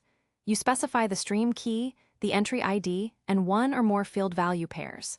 To let Redis generate the ID automatically, recommended. Use for the ID. Xadd misstream sensorid 123 temperature 25.5. Tells Redis to generate a new, unique ID. Returns the new ID, e.g. 1,678,886,400,000 to 0. You can also specify a maxlen to automatically trim the stream, keeping it to a fixed size, e.g. xadd misstream maxlen, to keep approximately 1,000 entries. Reading from streams xread, consumers use xread to fetch new entries. Unlike lpop/blpop, xread doesn't remove entries from the stream.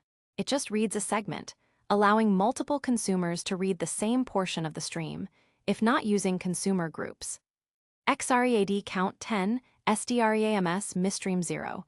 Read up to 10 entries from misstream starting from ID 0 to 0.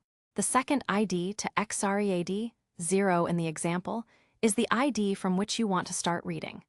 To read only new entries that arrive after the command is executed, you can use xread block 0 count 1 streams misstream, blocking read for new entries like blpop, but for streams. Block 0 means wait indefinitely. Creating a consumer group, xgroup create. Before consumers can join a group, the group must be created. Xgroup create misstream migroup 0 to 0 mksdram. Misstream, the stream to associate the group with. Migroup, the name of the consumer group. 0 to 0, the ID of the message to start reading from for new consumers in this group. 0 to 0 means from the very beginning, means only new messages.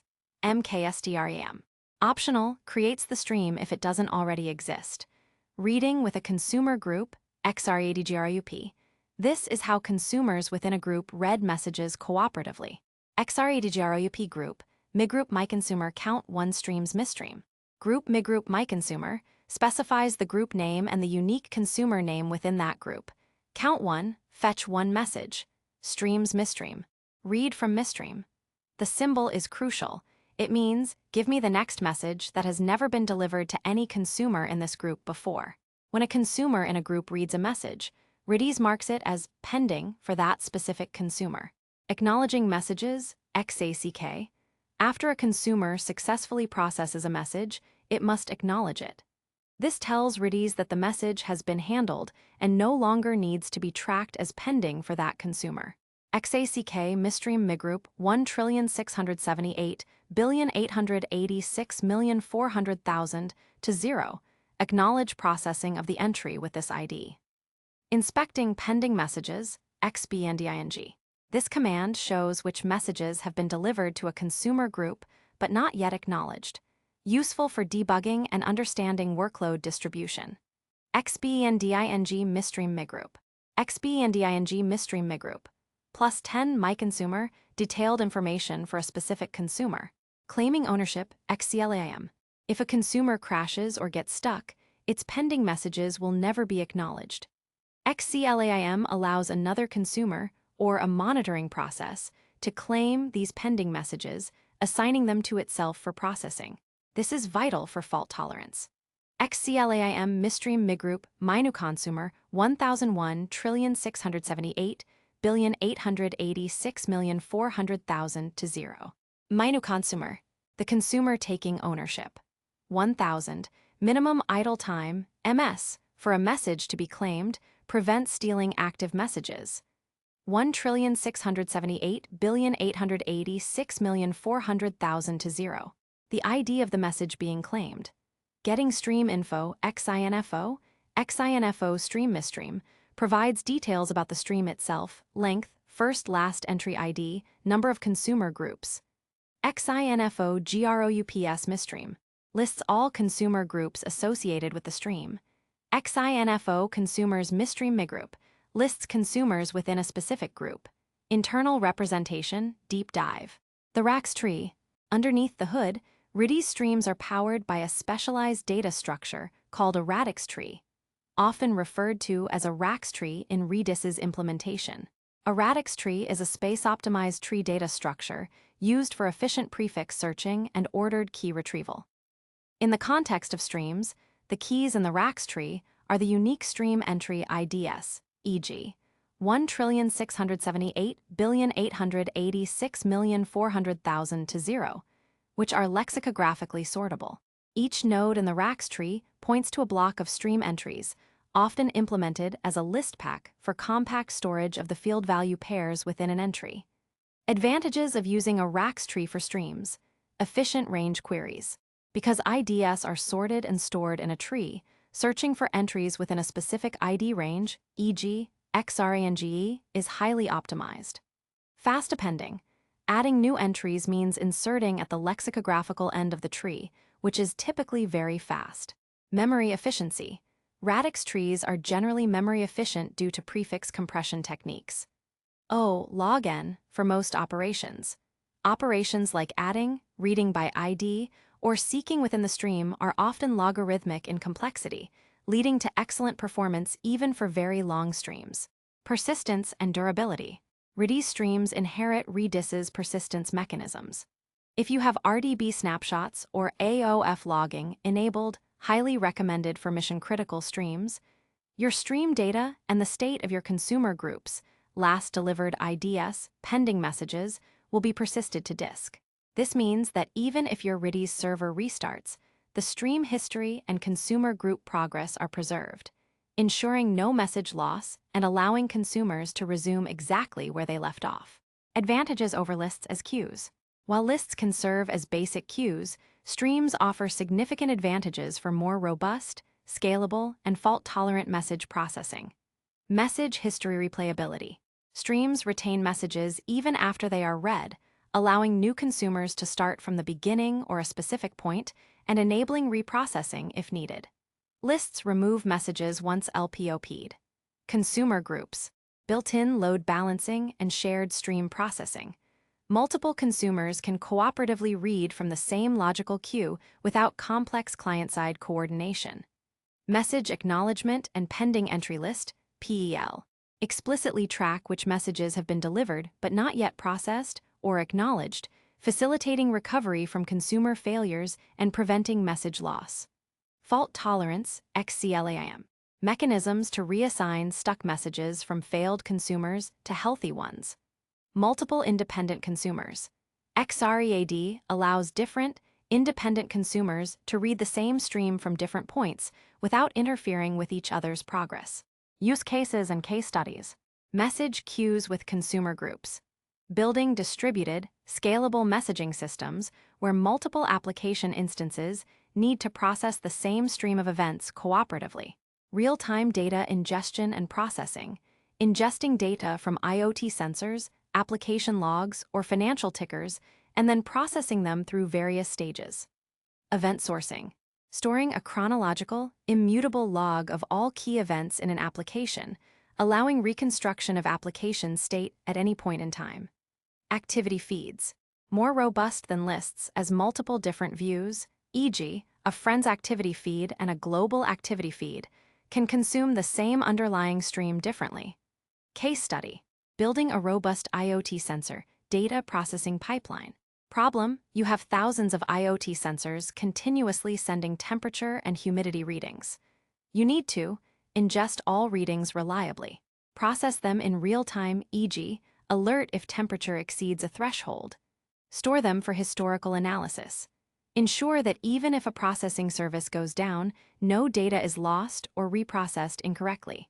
Solution using Redis streams. Sensor data ingestion, producer. Each sensor exadds its readings to a central stream, e.g., sensors, temperature, humidity. Exadd sensors, temperature, humidity sensorid A1 temp, 28.3 humidity, 60.1, timestamp now. Exadd sensors, temperature, humidity sensorid B2 temp, 24.9 humidity, 55.7, timestamp now. The ensures auto-generated unique, time-ordered IDs. Real-time alerting, consumer group 1. Create a consumer group for real-time alerting. XGRUP create sensors temperature humidity alerts group 0 to 0 MKSDRAM.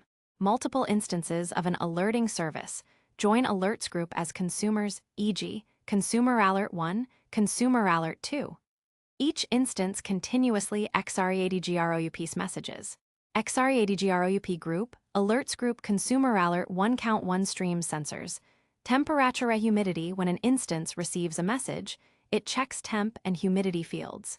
If thresholds are crossed, it sends an alert. Upon successful processing, XACK the message.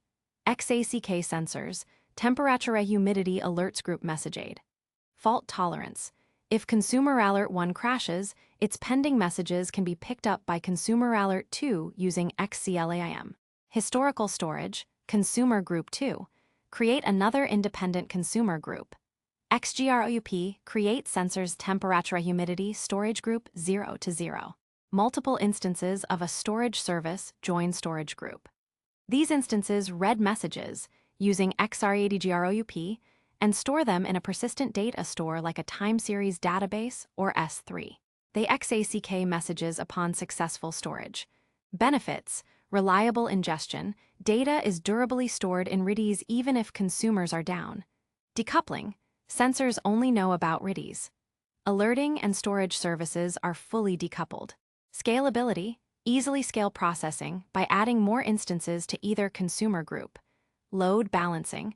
Consumer groups automatically distribute messages. Resilience. XBENDING and XCLAIM allow for recovery from consumer failures without message loss. Message replayability. If you need to reprocess historical data, a new consumer group can be created starting from an arbitrary stream ID. Common pitfalls, what not to do. Ignoring acknowledgement, XACK. If consumers don't acknowledge messages, the pending entry list, PEL, will grow indefinitely, consuming memory and hindering performance. Messages will also be continually visible as pending for that consumer. Not using consumer groups for concurrent processing. If multiple applications need to process distinct messages from the same logical queue, consumer groups are the correct approach for load balancing. Simply using XREAD in a non-blocking loop across multiple instances means each instance might read the same message, leading to duplicate processing. Misunderstanding in XREADGROUP. The ID means process the next asterisk message that has not yet been delivered to this consumer group. Using a fixed ID, e.g., 0 to 0 or 1,678,886,400,000 to 0, will make the consumer reread messages that have already been acknowledged by the group, leading to repeated processing. Very large stream entries.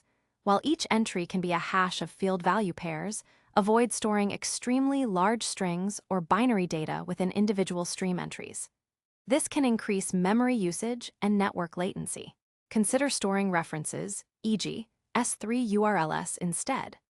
Lack of MAXLEN management. For long-running streams, make sure to use MAXLEN, e.g., MAXLEN tilde 10,000 when XADDing to prevent the stream from growing indefinitely and consuming all available memory. If you need full history, that's what your long-term storage solution, like an S3 bucket or data warehouse, is for.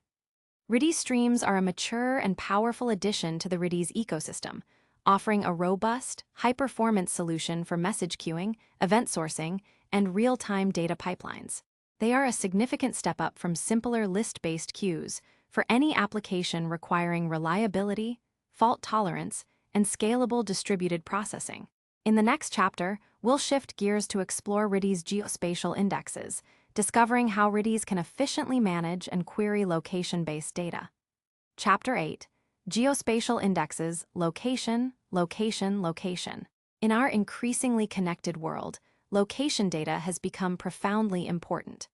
From finding the nearest coffee shop to tracking delivery drivers or matching users in proximity, the ability to store, query, and analyze geographical information is a common requirement for modern applications.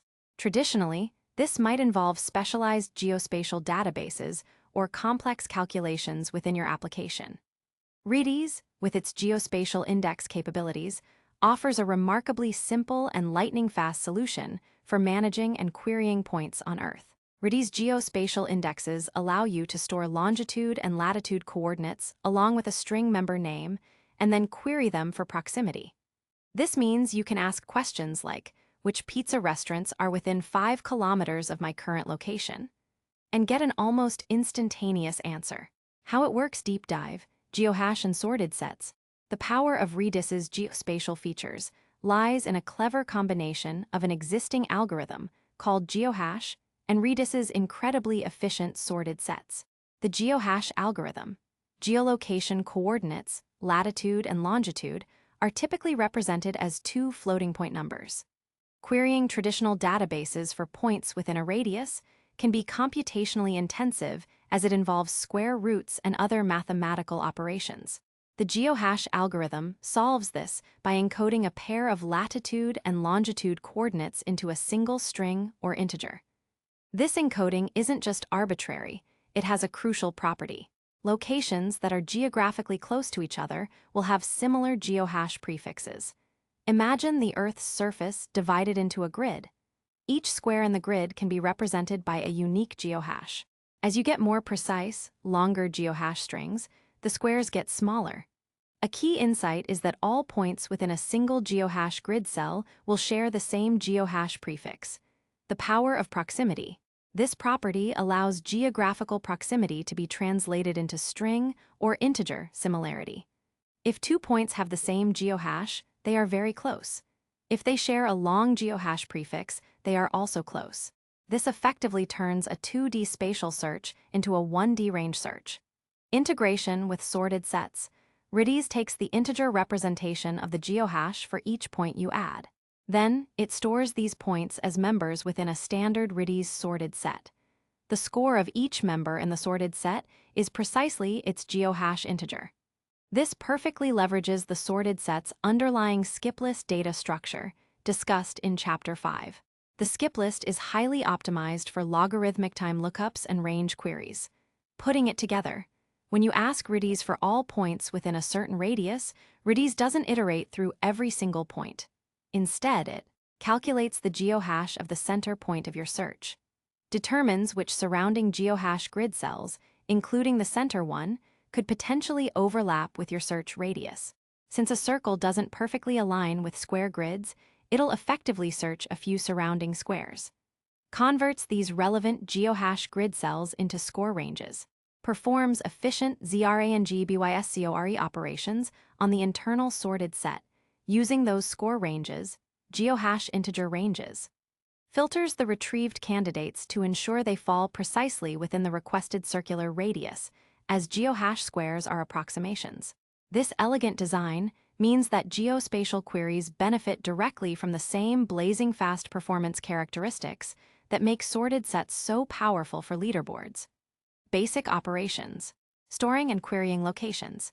All geospatial data is stored under a single Redis key, acting as the name of your geospatial index.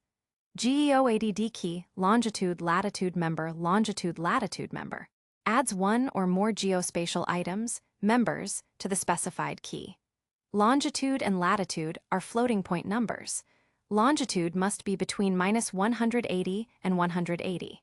Latitude must be between -85.05112878 and 85.05112878.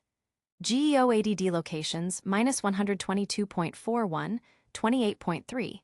San Francisco, -74.00, 40.71. New York. Note: I've used simplified coordinates for example. GEOPOS key member returns the longitude and latitude of the specified members. GEOPOS locations, San Francisco, -122.41000000 206689, 28.300000000004. Geodist key member 1 member unit calculates the distance between two members. The default unit is meters.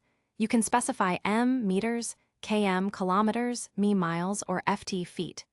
GEODIST locations, San Francisco, New York km, 4138.8340, approx. Distance. Querying for proximity, finding points in a radius. This is the killer feature for geospatial indices. GEORADIUS key longitude latitude radius unit with coord, with dist, with hash, count ask desk, store key, storedist key. Finds members within a given circular radius around a central longitude and latitude. Unit, m, km, mi, or ft. Options, WITHCORD, also return the longitude and latitude of each found member. WITHDIST, also return the distance of each found member from the center point. WITHHASH, also return the raw geohash integer of each found member. Count, limit the number of results returned, e.g., count 10 for the 10 closest. ASC desk, order results by distance, ascending or descending. Store key, stores the members found in a new sorted set called key with their geohash as the score. SDOREDIST key, stores the members found in a new sorted set called key with their actual distance from the center as the score. GEORADUS locations, -122.4, 28.3 5000 km, WITHDIST, WITHCORD, count 10 ASC. Find up to 10 points within 5,000 km of San Francisco, return distance and coordinates, ordered by distance ascending. GEORADUS BYMBR key member radius unit with coord, with dist, with hash, count ask desk, store key, storedist key. Functionally identical to GEORADIUS. But instead of providing a longitude and latitude directly, you provide the member name of an existing point in the geospatial index. Redis looks up its coordinates and performs the radius search centered on that member.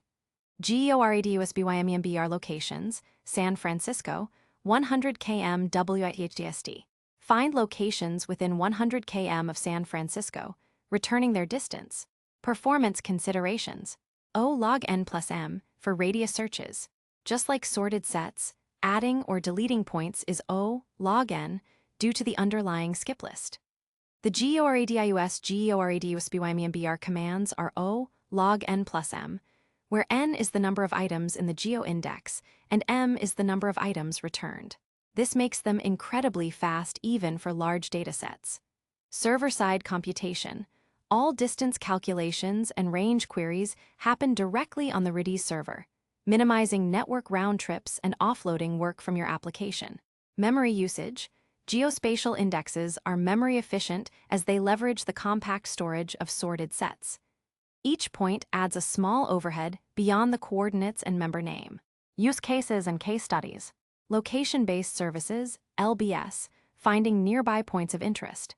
Find the 5 closest ATMs to my current location. Show me all available rideshare cars within 2 km. Real-time tracking and proximity matching. Delivery applications, track drivers and match them with nearby orders. Social apps, find other users within a certain radius.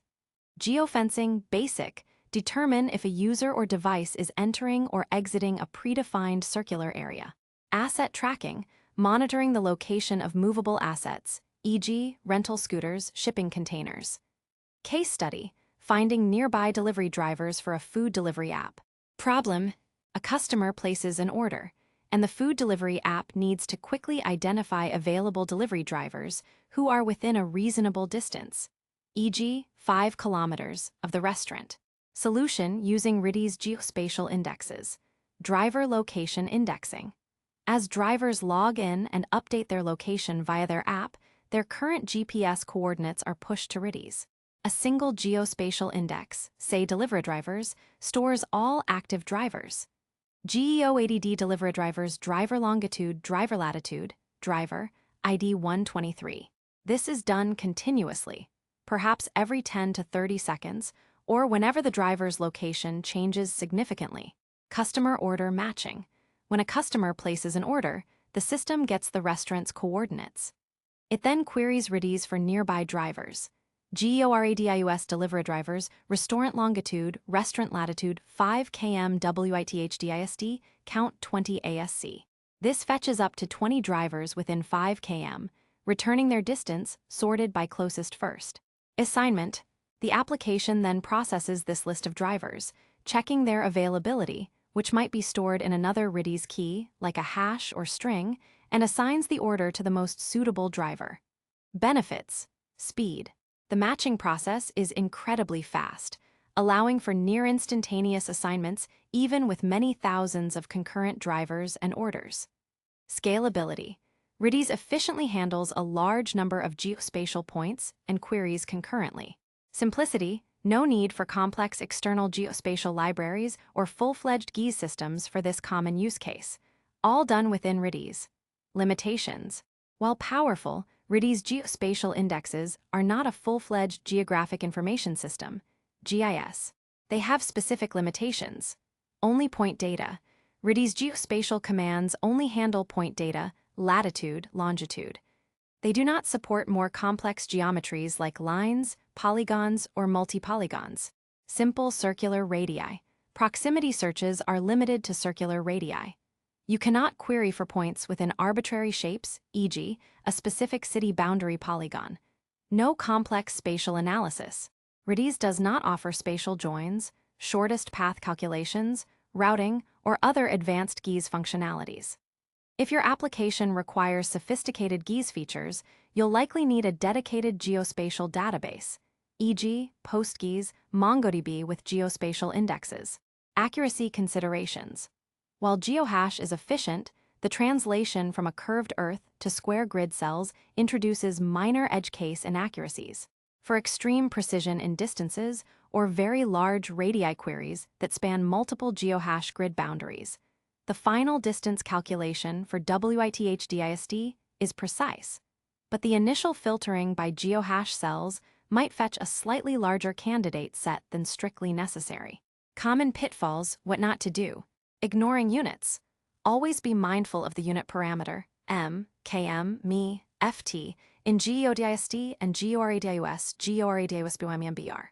Mixing them up can lead to wildly incorrect results. Expecting full GIS capabilities.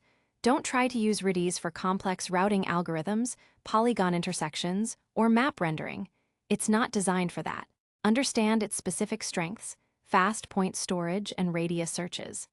Using GEORADIUS with an extremely large radius.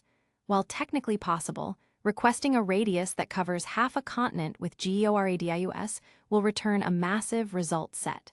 This can consume significant network bandwidth and client memory, potentially blocking your Redis instance while data is being transmitted. Use the count option to limit results, or SDORADISD, to process the result server-side if you need to perform further operations on a large set of found points. Incorrect longitude-latitude order. Always remember the order for GEOADD and GEORADIUS is longitude then latitude. This is a common source of error for developers used to latitude, then longitude. Redis geospatial indexes are a fantastic example of a specialized data structure that solves a very specific, yet common, problem with remarkable efficiency. By leveraging the elegant GeoHash algorithm and the robust performance of sorted sets, Redis provides an indispensable tool for building responsive, location-aware applications. Next, we'll dive into another pair of highly specialized data structures, hyperlog and bitmaps, focusing on how Redis helps us count uniques and track presence with extreme memory efficiency. Chapter 9. Hyperlog and bitmaps, counting uniques and tracking presence efficiently. In our exploration of Redis data structures, we've encountered various ways to store and query data, from simple strings to complex sorted sets and geospatial indexes. Now, we turn to two highly specialized and incredibly memory-efficient data types: hyperlog, HLL, and bitmaps. These are not general-purpose data structures like strings or hashes. Instead, they are precision tools designed to solve specific problems, efficiently counting unique items and succinctly tracking binary states, like presence or absence. When memory efficiency is paramount for large datasets, HLLs and bitmaps can be game changers. Hyperlog, HLL, estimating unique counts with minimal memory. Concept: imagine you want to count the number of unique visitors to your website every day. If you store each visitor ID in a Redis set, SADD user ID X, this would work perfectly, but for millions of unique visitors, the memory consumption of sets can quickly become prohibitive. This is where hyperlog comes in. Hyperlog is a probabilistic data structure used for estimating the cardinality, the number of unique elements of a set. It achieves its remarkable memory efficiency by embracing a trade-off. It provides a very accurate estimate of the count rather than an exact count. The accuracy is surprisingly high, typically within a 0.81% standard error. How it works simplified. The core idea behind HLL is based on a statistical observation. If you repeatedly flip a coin, the probability of getting a sequence of n heads is 1/2n. If you observe a long run of heads, it suggests you've done many coin flips. HLL applies this principle to hash values. When you add an element to an HLL, Redis hashes that element into a fixed-size number. HLL then looks at the number of leading zeros in that hashed value. If it sees a very long sequence of leading zeros, it means that this particular hash value is very rare, suggesting that a large number of elements have been processed to produce such a rare outcome. By aggregating statistics about these longest runs of leading zeros across many buckets, HLL can estimate the total number of unique elements. Anecdote: HLL. Hyperlog is like estimating the number of fish in a vast lake without catching and counting every single one. Instead, you randomly catch fish, mark them, this is the hashing, and then release them. You then observe unique, very rare patterns on their markings, like finding only fish with 10 spots on their left fin. And based on the probability of finding such rare patterns, you can statistically estimate the total population of fish in the lake. You don't get the exact number, but you get a very good estimate very quickly, and without the immense effort of a full count. HLL operations, PFADD key element, adds one or more elements to the hyperlog specified by key, returns one if the HLL was updated, meaning at least one new element was registered, or something changed internally, 0 otherwise. PFADD daily, uniques, 23 to 10 to 27, user Alice, user Bob, page 123. PFCOUNT key, returns the approximated cardinality, number of unique elements, of the hyperlog specified by keys. You can provide multiple keys to get the cardinality of their union. PFCOUNT daily, uniques, 23 to 10 to 27, integer, 3, or an estimate close to 3. PFMRG distkai source key, merges multiple hyperlog source keys into a single distkai HLL. This is powerful for aggregating unique counts across different time windows or categories. PFMARG weekly, uniques, week 43 daily, uniques, 23 to 10 to 23 daily, uniques, 23 to 10 to 24, memory footprint. The most striking feature of HLLs is their fixed and incredibly small memory footprint. A single Redis HLL always consumes 12 KB of memory, regardless of how many unique elements you add to it. So, whether you track 10 unique items or 10 billion, it's still 12 KB. This makes HLL perfectly suited for massive-scale unique counting where memory is a constraint. Use cases for HLL. Unique daily, weekly, monthly visitors. Track unique visitors to a website or mobile app. Unique search queries. Count how many distinct search queries are made. Impression counts. Estimate unique user impressions for advertisements. Network device counts. Count unique active devices on a network segment. Trade-offs. Approximation. Not suitable for scenarios where exact unique counts are legally required or where a minute error is unacceptable. For example, if you're counting ballots in an election, you need an exact count, not an estimate. No element retrieval. HLLs only tell you the count. You cannot retrieve the actual unique elements stored in it. If you need to list the unique elements, you must use a set. Bitmaps, tracking binary states with precision and efficiency. Concept, revisit, and expand. As briefly touched upon in Chapter 2, Redis strings can be treated as incredibly efficient binary arrays through the use of bitmap commands. This allows for storing Boolean, yes, no, 0, 1, true, false, data where each piece of information takes up only a single bit, 1/8 of a byte. This approach is highly memory efficient for tracking presence, absence, or activity across large populations. Each key represents a specific event or status, and each bit within the value associated with that key corresponds to an ID, e.g., user ID, day of the year. Bitmap operations, review and detail. SETBIT key offset value sets the bit at offset to value 0 or 1. If offset is beyond the current string length, the string is extended with 0 bytes. SETBIT user, active. 23 to 10 to 27 101, user ID 100 was active today. SETBIT user, active. 23 to 10 to 27 500,001, user ID 500,000 was active today. GETBIT key offset, returns the bit value at offset.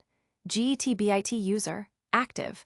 23 to 10 to 27 101. BITCONT key start, end, counts the number of bits set to 1 within the string. You can specify a byte start and end range. BITCONT user, active. 23 to 10 to 27 counts total active users today.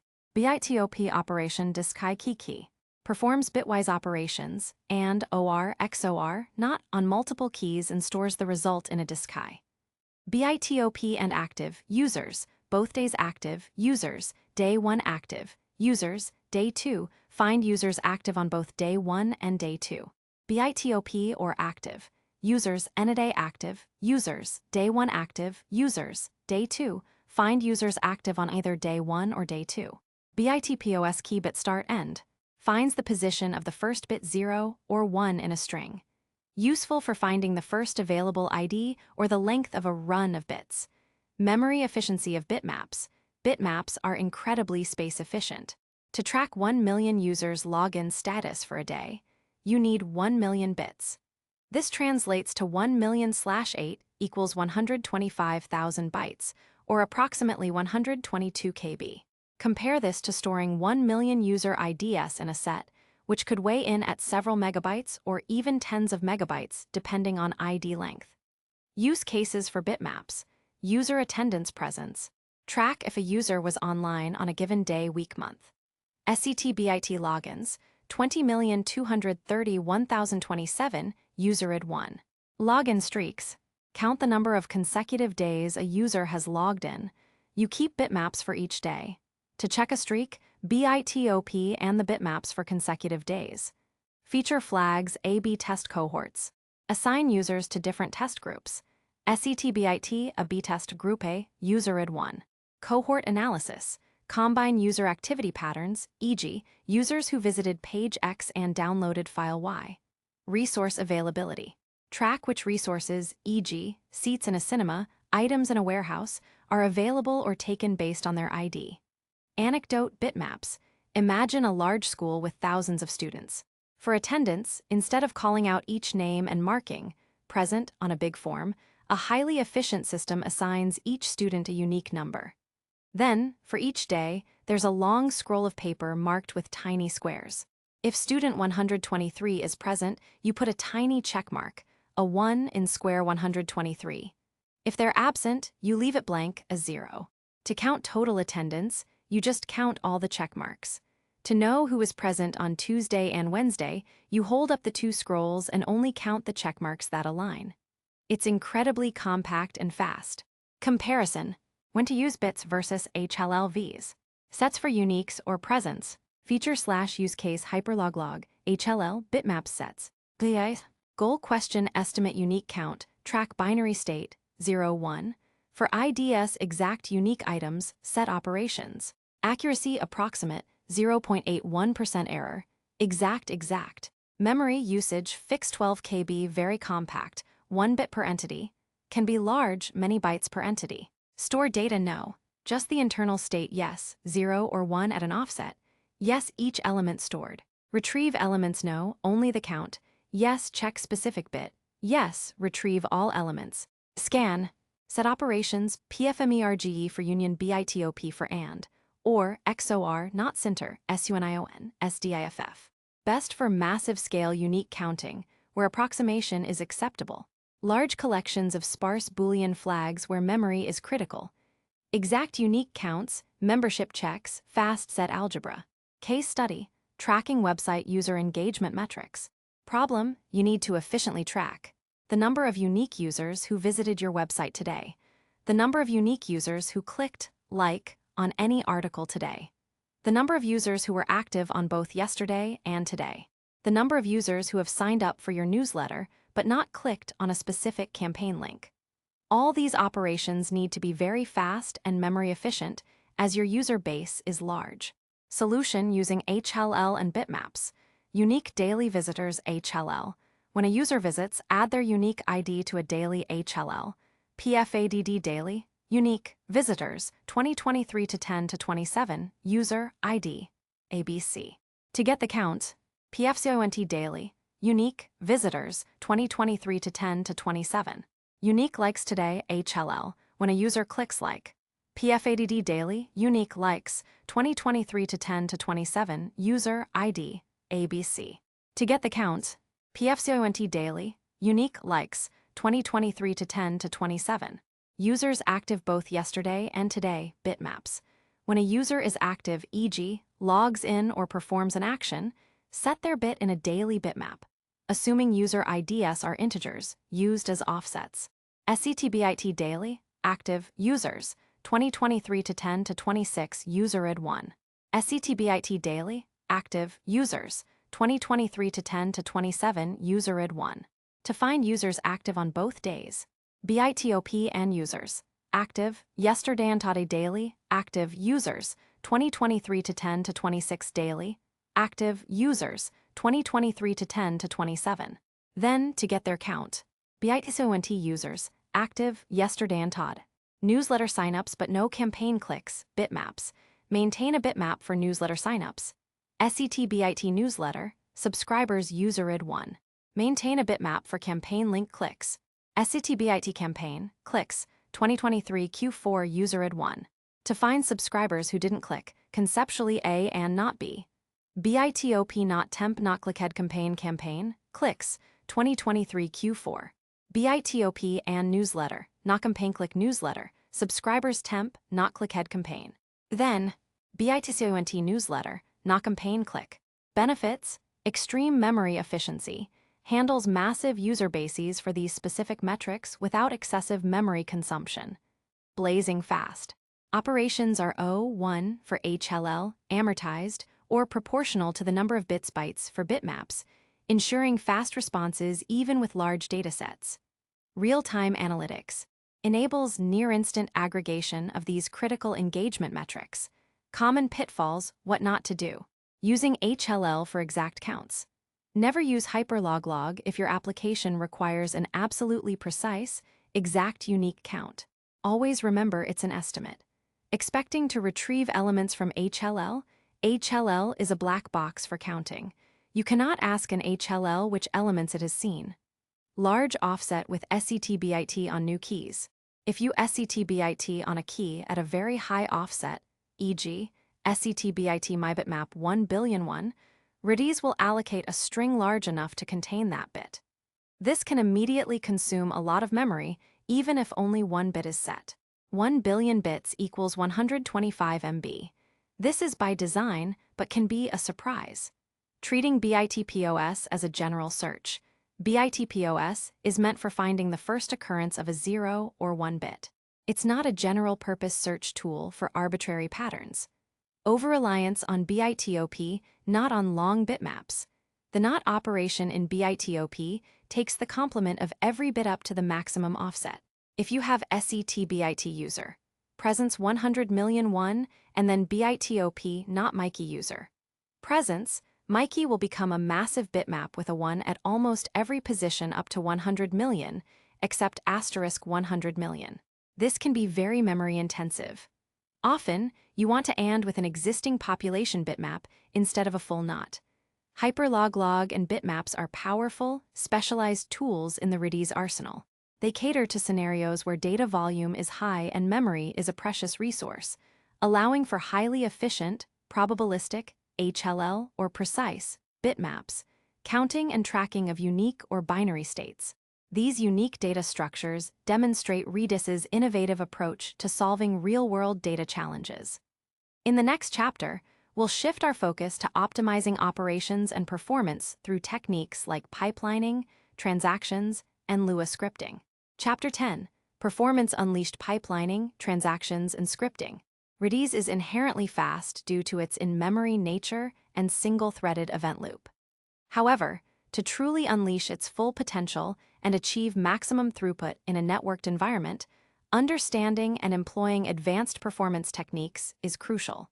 This chapter delves into 3 powerful mechanisms: pipelining, transactions, multi-exec, and Lua scripting. Each provides unique capabilities to optimize how your application interacts with Redis, primarily by reducing network latency and ensuring atomicity for complex operations.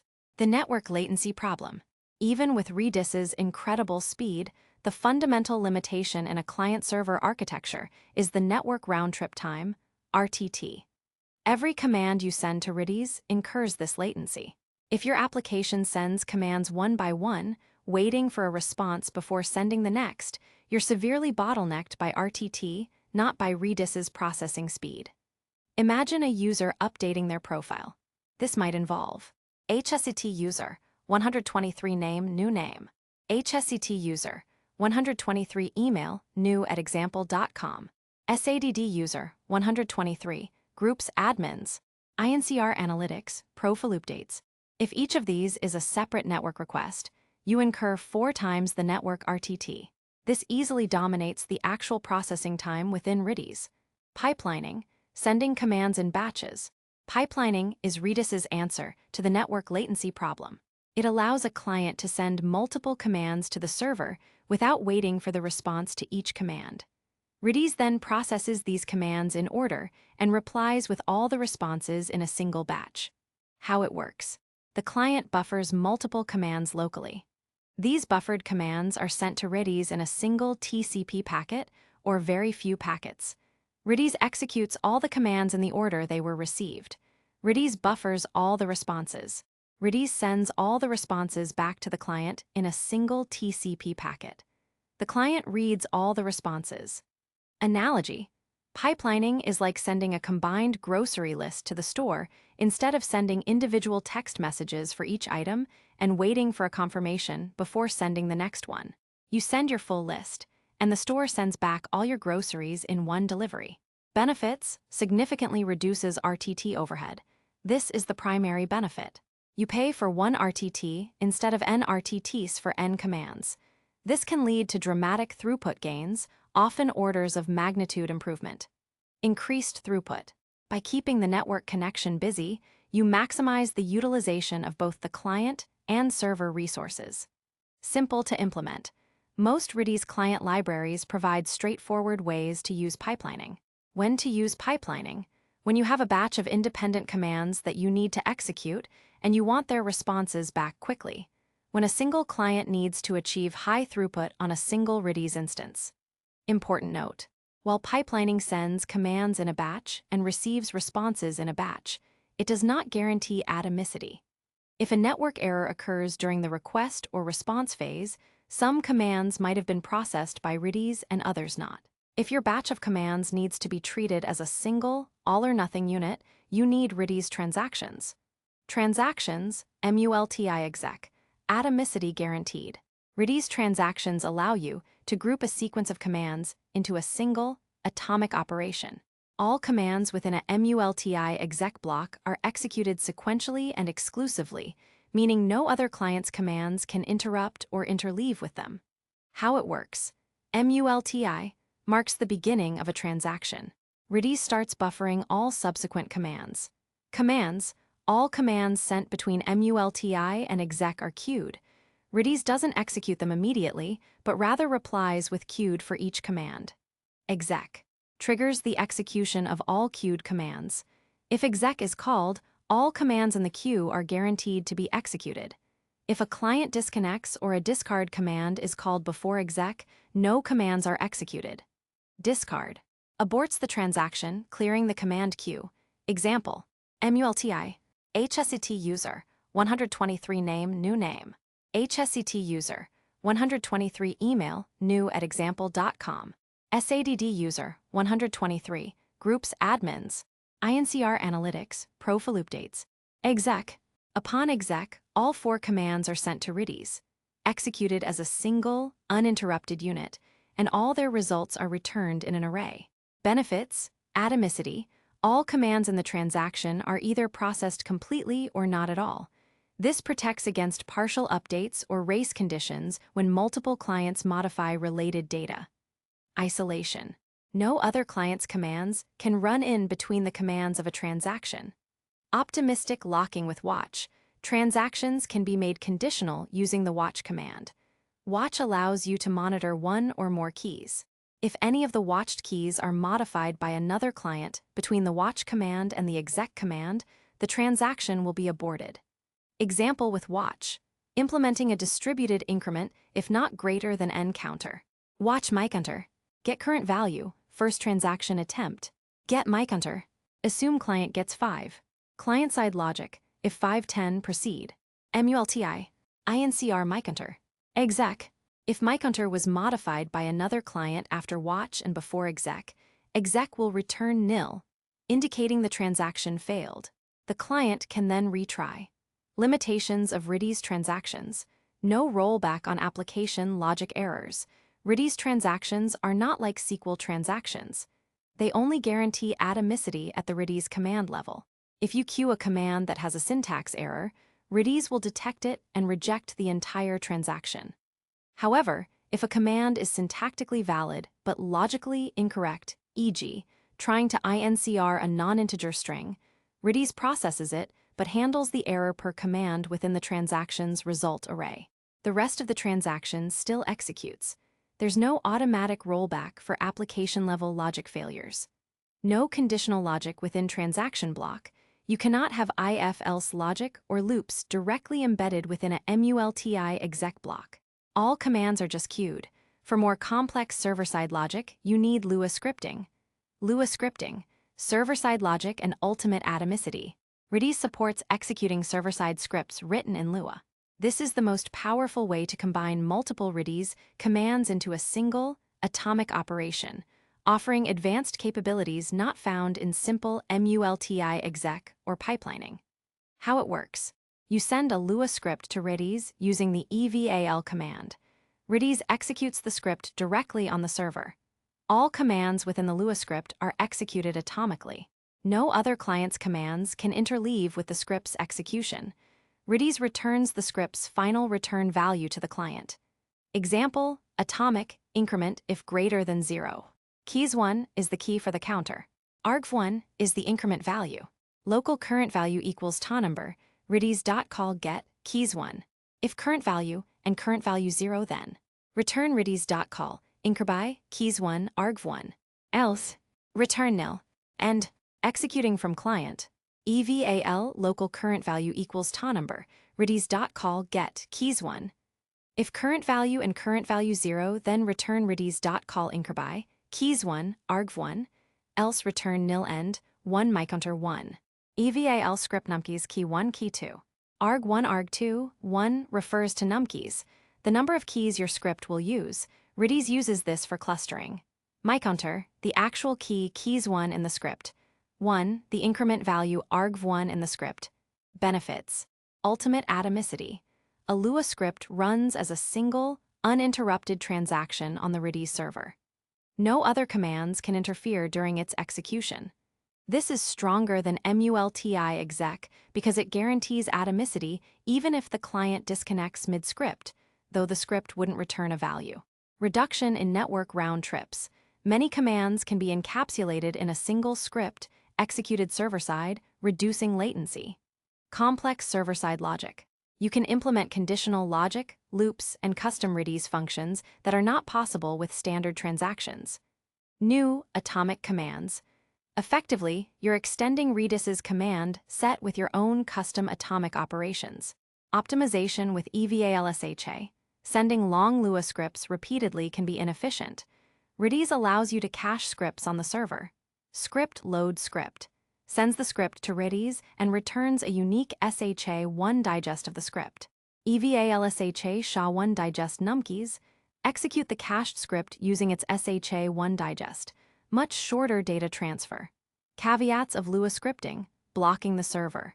Because scripts run atomically and are single-threaded, a long-running or CPU-intensive Lua script will block the entire Redis server, preventing any other commands from being processed until the script completes. This is a critical consideration for performance and responsiveness. Keep scripts short and efficient. Debugging. Debugging Lua scripts can be more challenging than debugging application code. Redis 5.0 introduced a basic Lua debugger, redis-debug redis.debug, to help. Determinism. Lua scripts must be deterministic. They should not rely on external time, unless time is passed as an argv, global state, or random numbers that are not seeded to ensure the same input always produces the same output. This is crucial for Redis's replication and AOF persistence mechanisms to work correctly. Bringing it together, choosing the right tool. Pipelining alone. Use when you need to send many independent commands quickly, and atomicity across the whole batch isn't strictly necessary.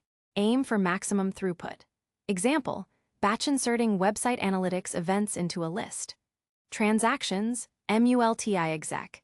Use when you need to execute a short sequence of related commands atomically, often with watch for optimistic locking, e.g., implementing compare and swap logic.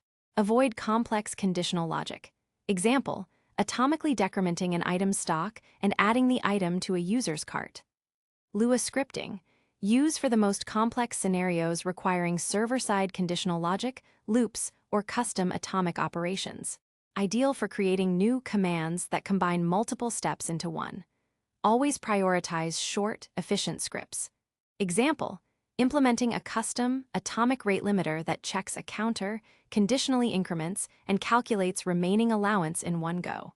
Performance unleashed, a hierarchy of optimization. The techniques discussed here form a hierarchy of optimization, each building on the last to tackle different performance bottlenecks. Basic O1 operations. Redis's fundamental data structure operations, covered in previous chapters, are inherently fast. Pipelining overcomes network latency by batching commands, achieving high throughput. Transactions adds atomicity guarantee to command batches, using watch for optimistic concurrency. Still client-driven in terms of logic. Lua scripting provides server-side programmability and the strongest form of atomicity, allowing complex logic to run efficiently without multiple round trips. By intelligently combining these techniques, developers can push Redis to its absolute limits, building applications that are not only incredibly fast, but also robust and reliable. In the next chapter, we'll shift our focus from speed to resilience, delving into Redis's strategies for durability and high availability. Chapter 11. Durability and high availability, persistence and replication strategies. Redis's incredible speed comes primarily from its in-memory nature. However, storing data solely in RAM introduces a fundamental challenge. What happens if the server crashes, loses power, or needs to be restarted? All your data stored in memory could be lost. Furthermore, in production environments, uninterrupted service is paramount. A single point of failure, a single Redis instance, is an unacceptable risk. This chapter explores how Redis addresses these critical challenges through its persistence mechanisms to save data to disk, enabling recovery from restarts and replication strategies to create redundant copies of data, ensuring high availability and read scalability. The in-memory challenge, preventing data loss. Redis provides several options to persist your in-memory dataset to disk, protecting against data loss in the event of a server shutdown or crash. You can choose to use them individually or combine them for a more robust solution. 1. RDB, Redis database snapshotting. RDB persistence performs point-in-time snapshots of your Redis dataset. It saves a compressed binary file, named dumprdb by default, containing the entire dataset at a specific moment. How it works. Save command synchronously creates an RDB file. This command blocks all Redis clients until the snapshot is complete, rarely used in production. BGSAVE command, the preferred method. Redis forks a child process. The child process then writes the RDB file. The parent main Redis continues to serve client requests. This is a CPU-intensive operation, as the child process needs to copy the entire dataset using copy-on-write mechanism, and then write it to disk. Automatic saving. You can configure Redis to automatically BGSAVE after a certain number of changes or elapsed time using the save directive in redis.conf. Save 901. Saves if at least one key changes within 900 seconds. Save 310. Saves if at least 10 keys change within 300 seconds. Save 6010,000. Saves if at least 10,000 keys change within 60 seconds. Advantages of RDB. Compact and efficient. RDB files are highly compressed and compact, making them excellent for backups and disaster recovery. Fast reloads. RDB files are optimized for fast loading back into Redis on startup. Good for analytics disaster recovery. A point-in-time snapshot of your data is useful for data analysis or transferring data to another Redis instance. Disadvantages of RDB. Potential data loss. If Redis crashes between two save points, the data changed during that interval will be lost. This makes RDB unsuitable for applications that cannot afford to lose even a few minutes of data. High fork cost. For very large datasets, forking the process, BGSAVE, can be a CPU-intensive operation consuming resources and potentially causing brief latency spikes, especially on systems with limited CPU or memory. Disk I/O during save. While BGSAVE is non-blocking to clients, the child process still performs disk I/O, which can impact overall system performance. 2. AOF append-only file. AOF persistence records every write operation received by the Redis server in a log file. When Redis restarts, it re-executes these commands to rebuild the dataset. How it works. Redis appends commands to an AOF file, named append-only AOF by default, in a format similar to the Redis protocol.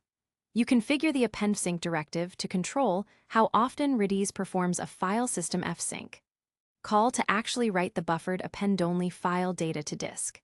Append sync always, fsync on every command. Very slow but guarantees no data loss. Rarely used. Append sync eversec, fsync once per second. This is the common and recommended choice, offering a good balance of performance and durability. You might lose at most 1 second of data if a crash occurs. Append sync no, let the operating system flush the buffer. Fastest, but offers no data loss guarantees. AOF rewrite, BGREWRITE AOF. Because AOF logs every write command, the file can grow very large. BGREWRITE AOF creates a new, optimized AOF file by stripping out redundant commands. E.g., if a key was set multiple times, only the final set command is needed. This is done using a fork mechanism similar to BGSAVE, meaning it is non-blocking to clients, but involves a fork and disk I/O advantages of AOF. Minimal data loss. Depending on fsync policy, you can minimize data loss, e.g., 1 second with eversec. Durability and audit trail. The AOF log is a clear, human-readable record of all operations. No data loss on crashes restarts, given append sync always or eversec. Redis can rebuild the exact state from the AOF log. Disadvantages of AOF, larger file size. AOF files are generally larger than RDB files for the same dataset. Potentially slower reloads. Replaying a large AOF file on startup can take longer than loading an RDB snapshot. More disk I/O. Especially with eversec or always fsync policies, there's more continuous disk I/O choosing a persistent strategy. RDB versus AOF versus hybrid. RDB only. suitable for scenarios where some data loss is acceptable, or when you need backups for disaster recovery rather than strict real-time durability, e.g., caching layers that can be rebuilt from a primary source. AOF only provides better durability guarantees. Preferred choice for scenarios where data integrity is critical and you can tolerate slightly larger files and slower startups. Hybrid RDB plus AOF. This is the recommended production setup. Redis will load the AOF file when both are enabled as it guarantees less data loss. It combines the benefits: fast recovery from an AOF, minimal data loss, and RDB snapshots for convenient backups or transfer. This is a common and robust strategy. Replication, scaling reads and ensuring high availability. Persistence protects against data loss due to server restarts. Replication protects against server failures and allows you to scale read operations horizontally. Master replica, slave architecture. Redis uses a simple yet powerful master replica, formerly master-slave, replication model. Master, the primary Redis instance that accepts all write operations. Replicas, one or more Redis instances that get a copy of the data from the master. Replicas are read-only to clients, though write access can be enabled if replica read-only no is configured and respond to client read requests. How replication works. Initial synchronization. When a replica connects to a master for the first time, it performs a full synchronization. The master performs a BGSAVE to create an RDB snapshot, sends it to the replica, and then buffers all subsequent write commands. The replica loads the RDB file. Command stream. After the initial sync, the master continuously streams all new write commands, just like those found in an AOF file, to all connected replicas.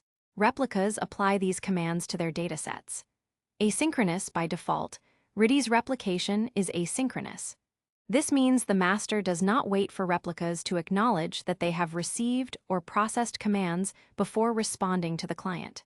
This typically provides very low latency for writes on the master, but there's a small window where data might be lost on a replica if the master crashes before the data propagates. Benefits of replication: read scalability. You can distribute read traffic across multiple replicas, significantly increasing your application's read throughput. Data redundancy, high availability.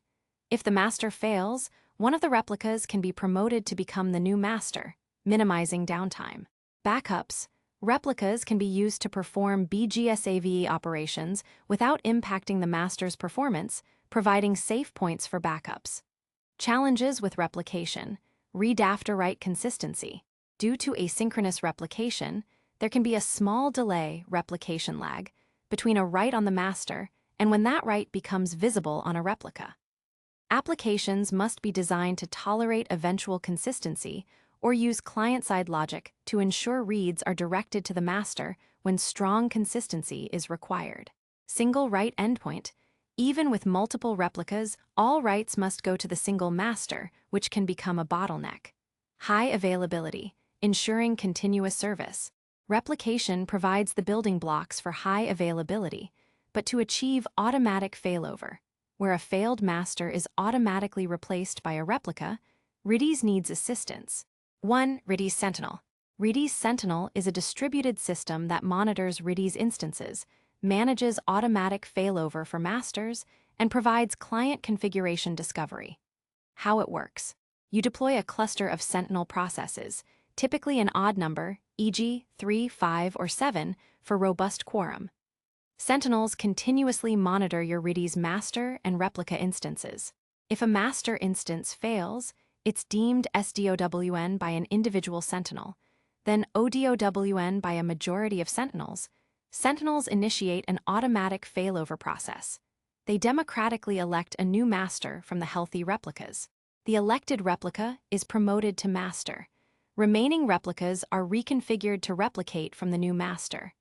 Clients are informed of the new master's address. Sentinels act as a service discovery for Redis clients.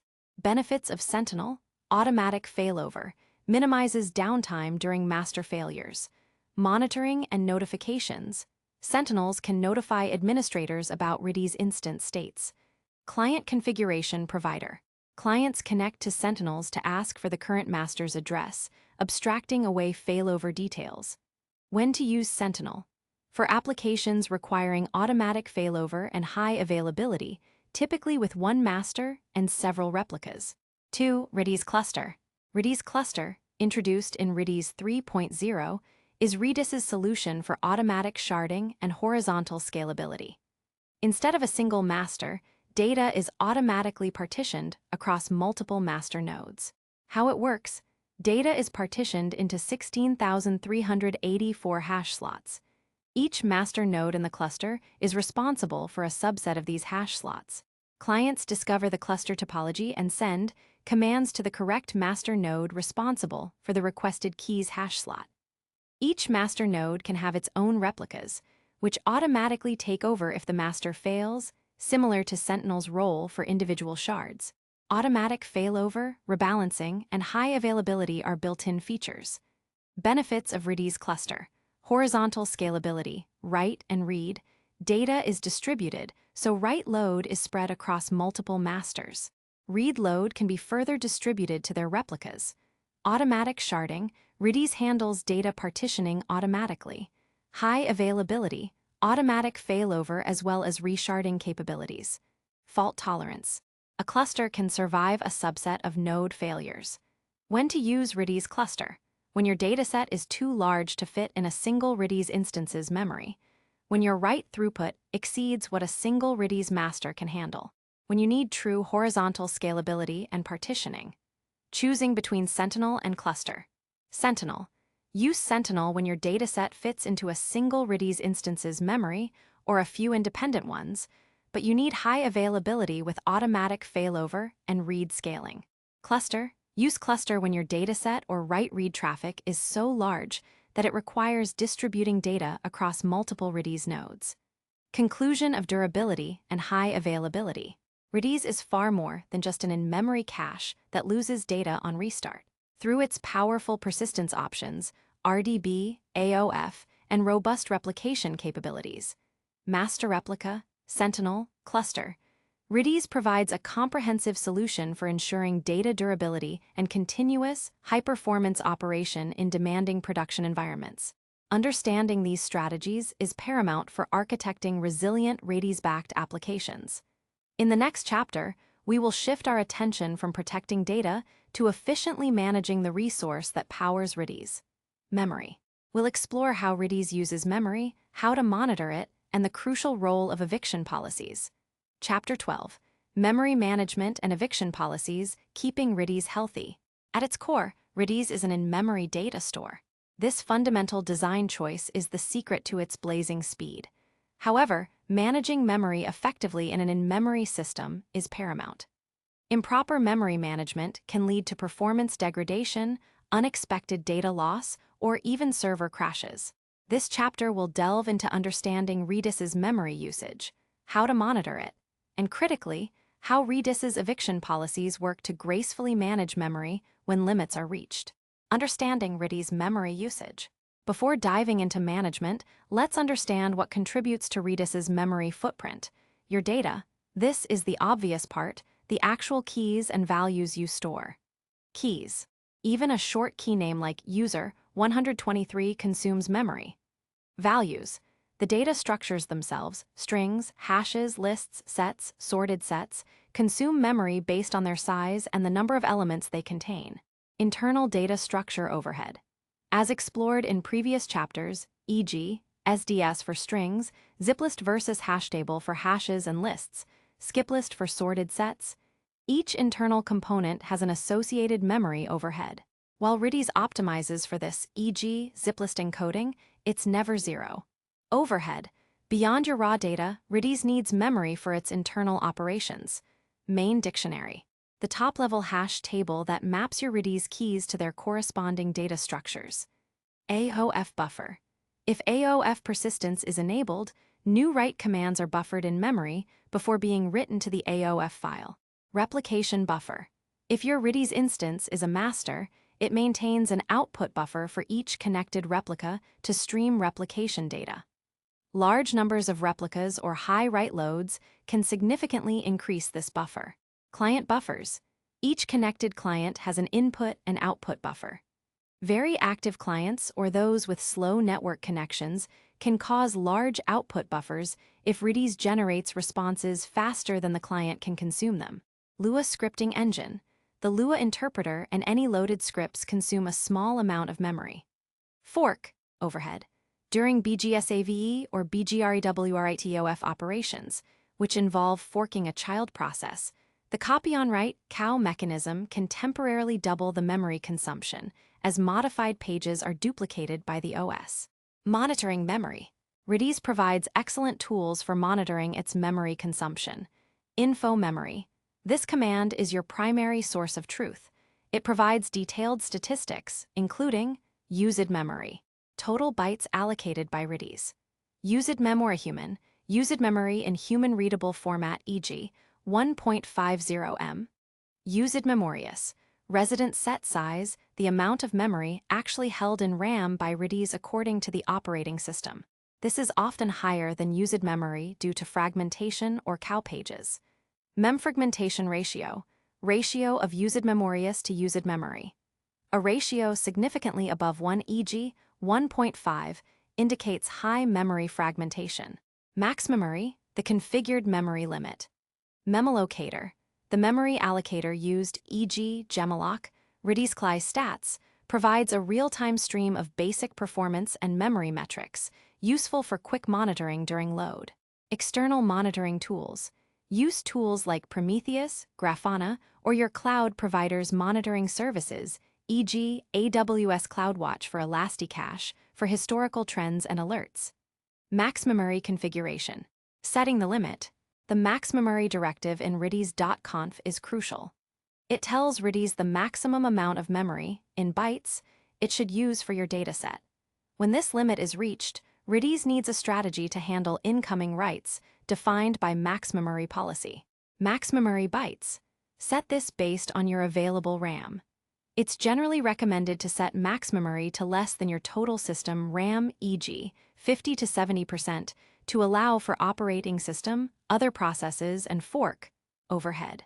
When max memory is reached, Redis acts according to the max memory policy you've configured. Eviction policies. What happens when memory fills up?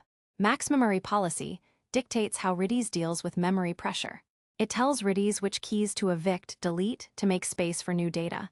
This is particularly important when Redis is used as a caching layer. There are several policies, broadly categorized by what they evict. No eviction, default. When max memory is reached, Redis returns an error for all write commands, like set, hset, lpush, that would consume more memory. Read commands get, lrang still work normally. This means no data is automatically deleted. Use this if you absolutely cannot afford to lose any data, and memory limits must be enforced to prevent data loss. Eviction based on LRU, least recently used. This policy attempts to remove keys that haven't been accessed for the longest time, assuming that data not recently used is less likely to be needed soon. All keys LRU. Evicts the least recently used keys from all keys in the dataset. Volatile LRU. Evicts the least recently used keys among keys that have an expire set. Keys without an expire will never be evicted. Use this when you mix cache with TTLS and persistent data without TTLS. Eviction based on LFU, least frequently used. LFU attempts to remove keys that have been accessed the fewest times, assuming that infrequently used data is less important. This is often better than LRU for caching, as a key recently accessed only once, e.g., a one-off read, might be evicted before a key that is used very frequently but had a recent lull. All keys LFU. Evicts the least frequently used keys from all keys. Volatile LFU. Evicts the least frequently used keys among keys that have an expire set. Eviction based on randomness or TTL. All keys random. Evicts random keys from all keys in the dataset. Simple, but less effective for caching. Volatile random. Evicts random keys among keys that have an expire set. Volatile TTL. Evicts keys among keys that have an expire set and have the shortest time to live remaining. This is useful if you want to prioritize expiring data that will naturally disappear soon anyway. How LRU-LFU selection works. Approximation. Redis doesn't scan the entire memory to find the absolute LRU-LFU key. That would be too slow. An O-N operation. Instead, it uses a probabilistic approximation algorithm. It samples a small number of keys, configurable by max memory samples, default 5, and evicts the best candidate among those samples. This makes the eviction process very fast, 1 average time, while providing a good approximation of true LRU-LFU. Choosing the right policy. No eviction. Only if Redis is a definitive source of truth and you cannot lose any data. Your application must handle OOM, out-of-memory, errors. All keys LRU or all keys LFU. When Redis is serving as a general-purpose cache for all your data. If all data is cacheable and equally important, this is often the best choice for maximizing cache hit rates. LFU is often superior to LRU for caching. Volatile LRU or volatile LFU. When you have a mix of data, some of which is ephemeral cached data with TTLS, and some is permanent, e.g., session tokens with no TTLS. This ensures only the cacheable data is evicted. This is a very common scenario. Volatile TTL. If you primarily use TTLS and want Redis to prioritize evicting keys that will expire soonest anyway. All keys random/volatile random. Simple, but less intelligent for typical caching use cases. Key expiry and deletion. Beyond explicit eviction policies, Redis automatically manages key expiration. Expire key seconds, PAXBIRE key milliseconds. Set a TTL on a key. TTL key/PTTL key, get remaining time. Persist key, remove TTL. Redis handles expired keys in 2 ways. Lazy deletion. When a client attempts to access an expired key, Redis first checks if it's expired. If so, it's deleted and nil is returned. Active deletion. In the background, Redis periodically, typically 10 times per second, runs a task that samples a percentage of keys with expires, checking and deleting those that have already expired. This ensures that memory is reclaimed even for keys that are not actively accessed. Strategies for optimizing memory. Beyond eviction policies, several best practices can help keep your Redis memory footprint lean. Use the right data structure. This is the most crucial takeaway from this book. Hashes over individual strings. For object-like data, storing fields in a single hash, e.g. user, 1 is far more memory efficient than separate string keys, e.g. user, 1 name user, 1 email, especially when ziplist encoding is used. Sets for uniqueness. Avoid lists and manual checks for unique collections. Sorted sets for ordered uniques ranking. Don't try to sort lists client-side. Bitmaps for Boolean flags.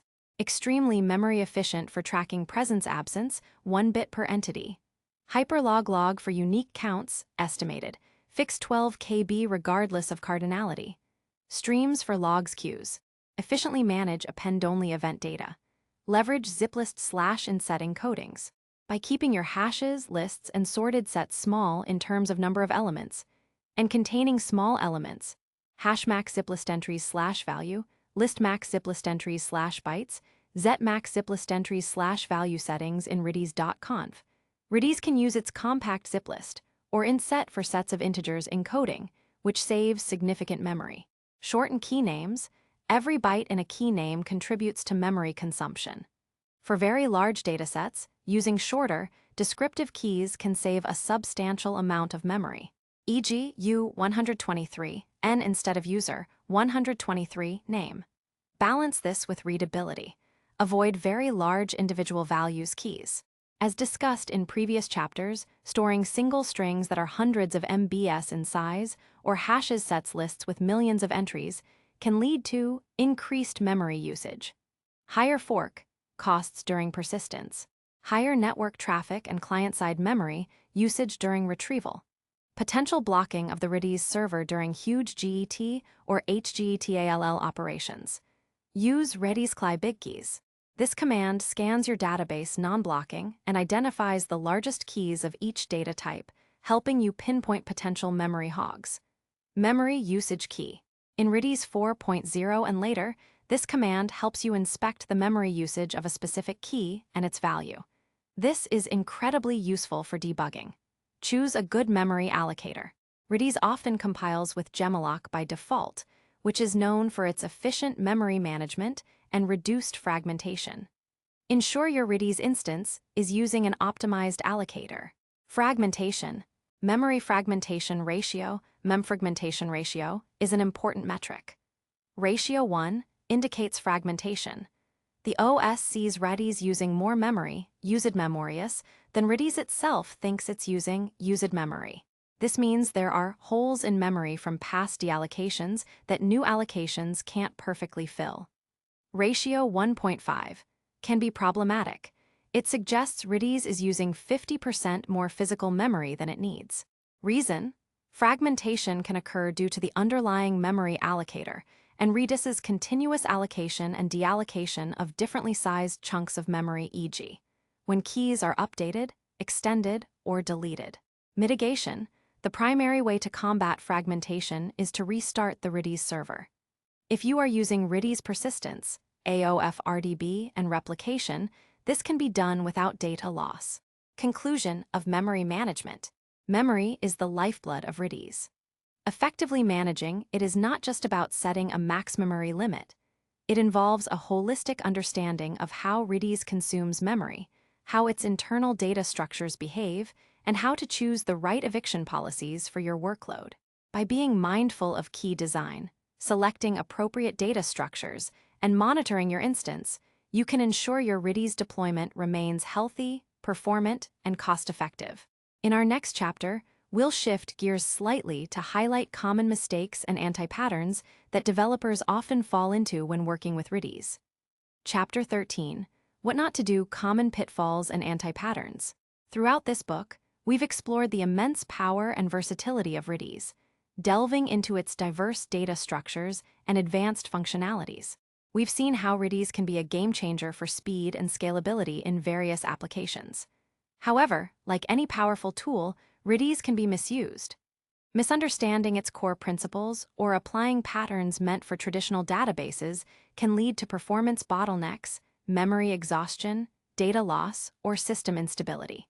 This chapter highlights common anti-patterns and pitfalls that Redis users, especially those new to its unique paradigm, often encounter.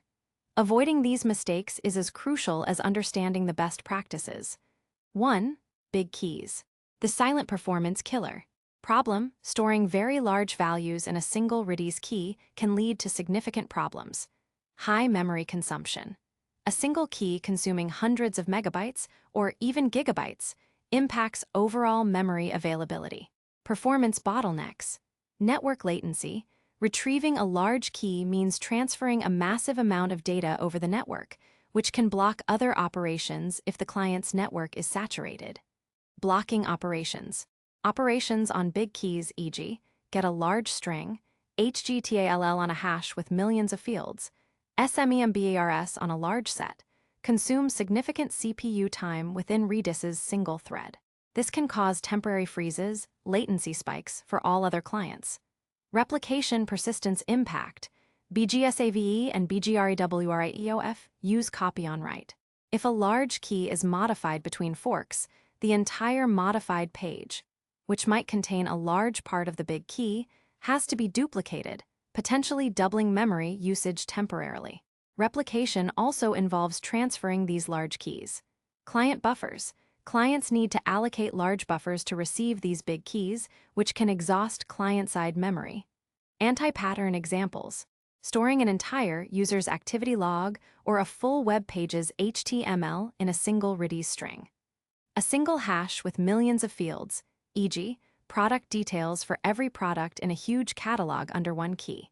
A single list or set containing millions of elements. What to do instead? Break down data. If an object is too large for a single string, consider storing it in a hash. If a hash or list becomes too big, shard it across multiple keys, e.g., user 1 activity, page 1, user 1 activity, page 2. Use scan for iteration. For iterating over large collections, hashes, sets, sorted sets, always use HSCAN, SSCAN, or ZSCAN instead of HGTALL, SMEMBRS, or ZRANG0-1. Scan provides a cursor-based, non-blocking way to retrieve elements incrementally. Offload blobs. For large binary objects, images, videos, large documents, store them in dedicated object storage, e.g., S3, Google Cloud Storage, and store only their URLs or metadata in Redis. Use Redis-backed big keys. Regularly run this tool to identify and address your largest keys. 2. Running blocking commands in production. Problem: certain Redis commands, by their nature, can block the single-threaded server for extended periods, causing latency for all other clients. Anti-pattern examples. Keys, *, this command iterates over all keys in the database. For production systems with millions of keys, this can block Redis for seconds or even minutes. FLUSHALL, FLUSHDB. These delete all keys in the current database or all databases, blocking operation until complete. Complex sort operations without byget.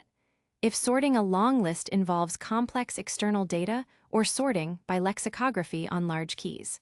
Debug sleep seconds. While useful for debugging, never use this on a production instance. What to do instead? Use scan for key iteration. Always use scan instead of keys for iterating over keys. Use unlink instead of del for large keys.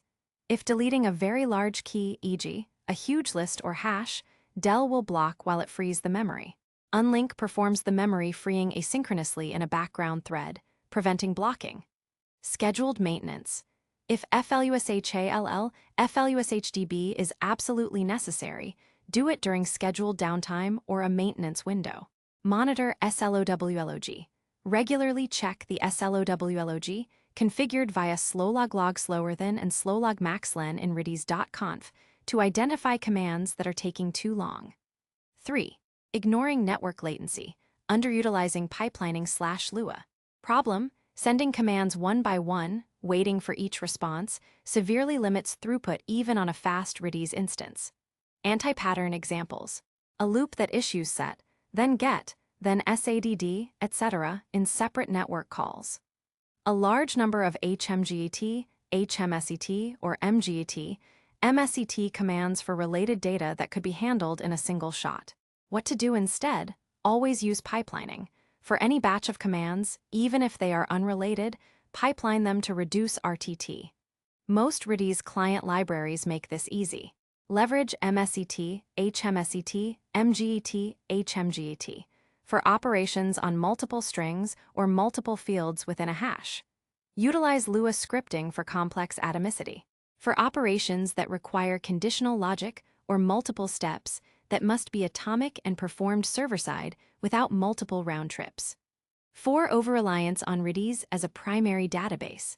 Problem: treating Redis as a primary, general-purpose relational database can expose its weaknesses in data integrity, complex querying, and consistency. Anti-pattern examples.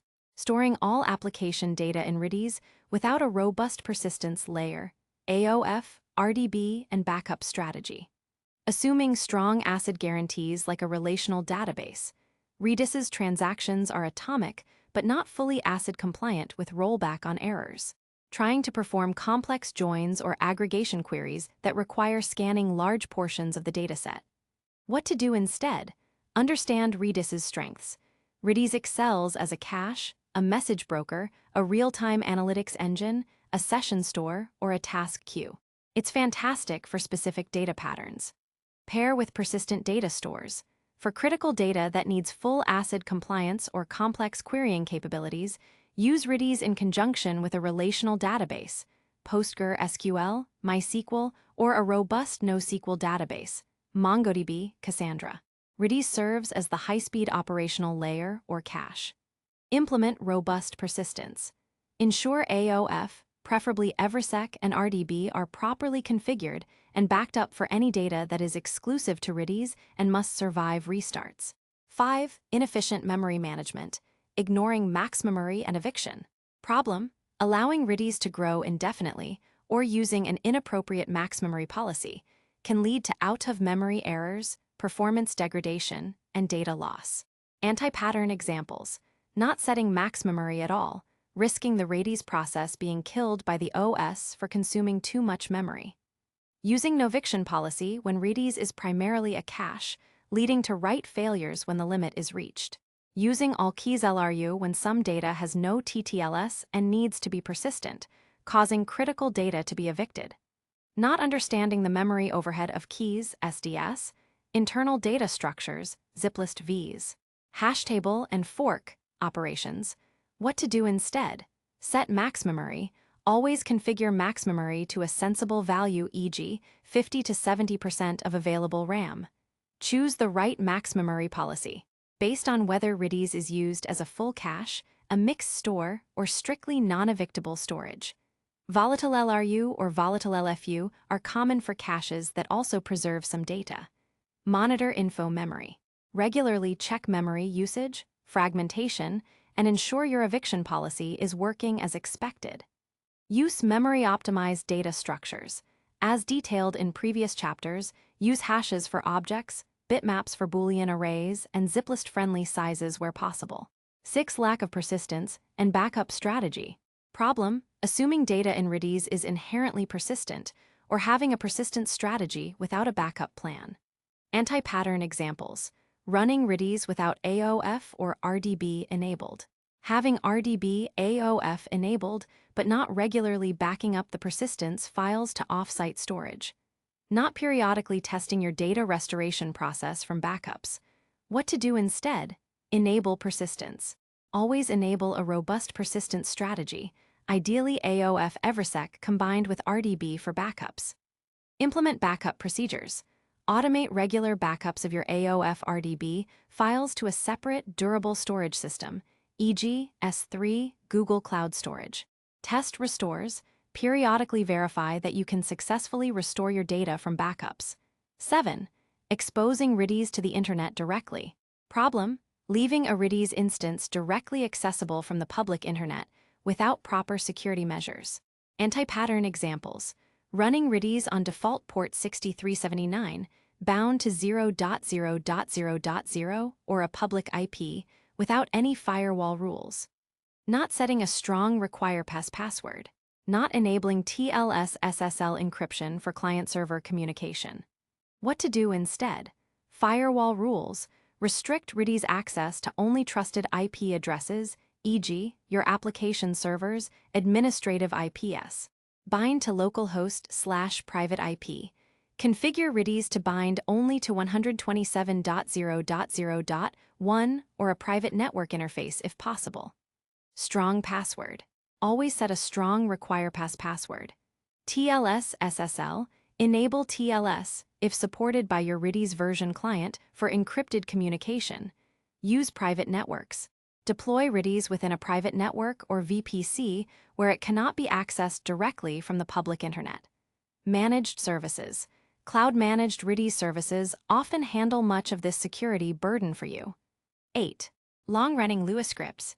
Problem: while Lua scripting provides ultimate atomicity, a script that takes too long to execute will block the entire Redis server. Anti-pattern examples: performing complex calculations or iterating over a massive number of keys within a single Lua script. Calling external services from within a Lua script, not possible natively, but some module extensions might allow it. What to do instead? Keep scripts short and fast. Design scripts to execute in milliseconds. Their primary purpose is to reduce network round trips and ensure atomicity for a few related operations. Avoid loops over unbounded data. If a script iterates over elements, ensure the element count is bounded and small. Profile and test. Test your scripts under load and use SLOWLOG to identify any that are taking too long. By being aware of these common pitfalls and understanding the rationale behind avoiding them, you can build much more robust, performant, and scalable applications with Redis. The unique design of Redis rewards those who use it according to its strengths. In our final chapter, we'll look beyond the built-in data structures to explore Redis modules and emerging trends. Chapter 14.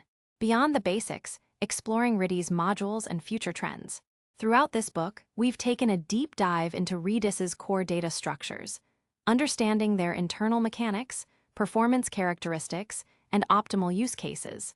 We've seen how Redis, in its standard form, provides a comprehensive toolkit for building high-performance, scalable data solutions. However, the Redis ecosystem is far from static.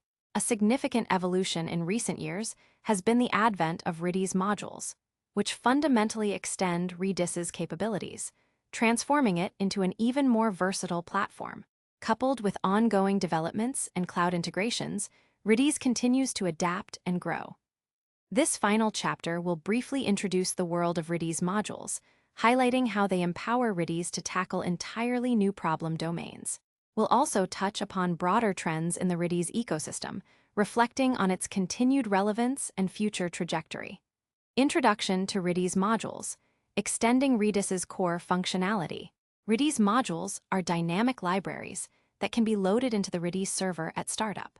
They allow developers to extend Redis's functionality with new data types, commands, and functionalities written in C, C++, or Rust. This extensibility is akin to plugging new capabilities directly into the Redis engine itself, maintaining Redis's high performance and atomicity. The beauty of modules is that they run directly on the Redis server, benefiting from its single-threaded, event-driven architecture and memory management. This ensures that operations performed by modules adhere to Redis's performance characteristics. This framework essentially allows Redis to be a data structure server, where the data structures themselves are pluggable. While a full deep dive into each module is beyond the scope of this book, here's a brief overview of some of the most popular and impactful Redis modules. 1. Redis Search, full-text search and secondary indexing. What it is, Redis Search turns Redis into a powerful, real-time full-text search engine. It allows you to create and query inverted indexes directly within Redis. Key capabilities, full-text search, query documents using keywords, phrases, fuzzy matching, and more. Secondary indexing, create numerical, tag, or geospatial indexes on your data. Aggregations, perform aggregations on search results, e.g., group by category, calculate averages. Auto-completion, build fast auto-completion suggestions. Use cases, product search in e-commerce, document search, real-time analytics dashboards, filtering data. Example, conceptual. Having indexed your product catalog, you could run a query like FT search products, shoes at price, 5100 at brand, Nike, to find Nike shoes between $50 and $100. 2. Redis JSON, JSON document store. What it is, Redis JSON allows you to store, update, and query JSON documents directly within Redis. It treats JSON documents as a native data type. Key capabilities, path-based access, get, set, or delete parts of a JSON document using JSON path-like syntax. Atomic updates, perform atomic modifications to parts of a document. Type-aware operations, JSON in your mind CRBY, JSON ARAPPND, etc. Use cases, managing user profiles, storing complex configurations, cached API responses that are frequently updated partially. Example, conceptual. JSON set user 1 name, Alice address, city, NY, then JSON set user 1 address $zip 10,001 to update a specific field within the JSON. 3. Redis Graph. Graph database capabilities. What it is, Redis Graph is a high-performance graph database built on top of Redis, leveraging GraphBLAS, Graph Basic Linear Algebra subprograms, for efficient graph processing. Key capabilities, nodes and relationships, store entities, nodes, and their connections, relationships. Cipher-like query language supports a subset of the industry-standard Cipher query language for powerful pattern matching and traversal. Fast traversals, optimized for real-time graph queries. Use cases, social networks, friends of friends, recommendation engines, fraud detection, knowledge graphs. Example, conceptual, graph query social match P, person, friends with F, person name. Bob, return P.name to find friends of Bob. 4. Redis time series, optimized for time series data. What it is, Redis time series is a module designed for high-volume ingestion and querying of time series data. Key capabilities, high ingestion rate, optimized for many data points per second. Downsampling and aggregation, built-in capabilities to apply aggregations, sum, average, min, max, over time windows. Range queries and filtering, query data within specific time ranges. Use cases, IoT sensor data, financial data, application performance monitoring, APM, real-time metrics. Example, conceptual. TSADD temperature. Room 23.5. Add data point. Then TS range temperature. Room 1,678,886,400,000, 1,678,886,500,000. Query data for a time range. 5. Redis Gears. Serverless engine for data processing. What it is? Redis Gears is a serverless engine for event-driven data processing within Redis. It allows you to write Python scripts that trigger on data changes, e.g., a key expires, a new item is added to a stream, or run as batch jobs. Key capabilities: event-driven processing, react to real-time data changes in Redis. Batch processing, run scheduled or ad hoc jobs directly on Redis data. Language support, Python, write complex logic in Python. Use cases, real-time data transformations, data pipelines, complex aggregations, smart caching. Emerging trends and the future of Redis. The Redis ecosystem is vibrant and continues to evolve, pushing the boundaries of what an in-memory data store can achieve. Cloud-managed Redis services. A growing trend is the use of managed Redis services offered by major cloud providers: AWS Elasticache, Google Cloud Memoristore, Azure Cache for Redis, Redis Enterprise Cloud. These services simplify deployment, scaling, high availability, and backups, allowing developers to focus on application logic rather than infrastructure. Many also offer advanced features or module support. Redis as a primary data store, with caution.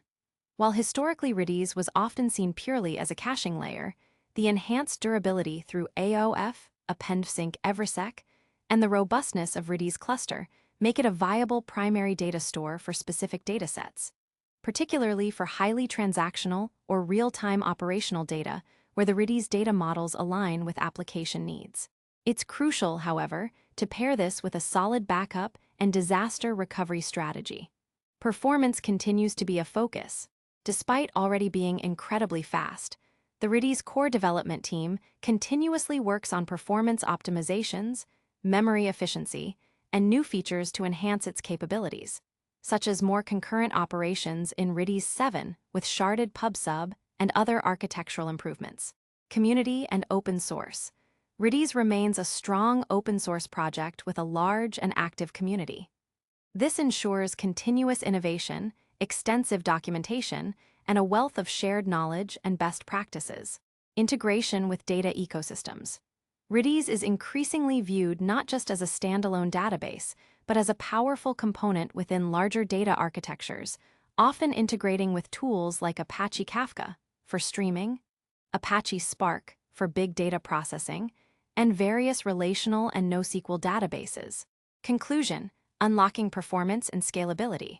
Through this deep dive, we've systematically explored Redis's core data structures, from the fundamental string to the sophisticated stream. We've peeled back the layers to understand their internal mechanisms, which give Redis its legendary speed and efficiency. We've covered crucial aspects like persistence for durability, replication for high availability, and performance-enhancing techniques like pipelining and Lua scripting. Finally, we've touched upon the exciting world of Redis modules, which are rapidly expanding Redis's applicability to new problem domains. The true power of Redis lies not just in its individual commands or the speed of its operations, but in the intelligent application of the right data structure for the right problem. By understanding Redis's strengths and limitations, by choosing the most appropriate data model for each piece of your data, and by architecting your interactions to minimize latency and ensure resilience, you can truly unlock performance and scalability in your applications. Redis is more than just a key-value store. It's a versatile, high-performance platform that empowers developers to build innovative, real-time, and highly responsive systems. Armed with the knowledge from this book, you are now well-equipped to wield its capabilities effectively and confidently. Further reading and resources: official Redis documentation, redis.io/docs/, the most authoritative and up-to-date source for all Redis features and commands. Redis University, university.redis.com, free online courses covering various Redis topics. Redis blog. Redis.com/blog/articles and announcements directly from the Redis team. Redis Modules Hub. Redis.com/modules/ explore the full list of available modules. Redis Community Forum Stack Overflow. Vibrant communities where you can ask questions and find solutions to common challenges. Happy coding with Redis.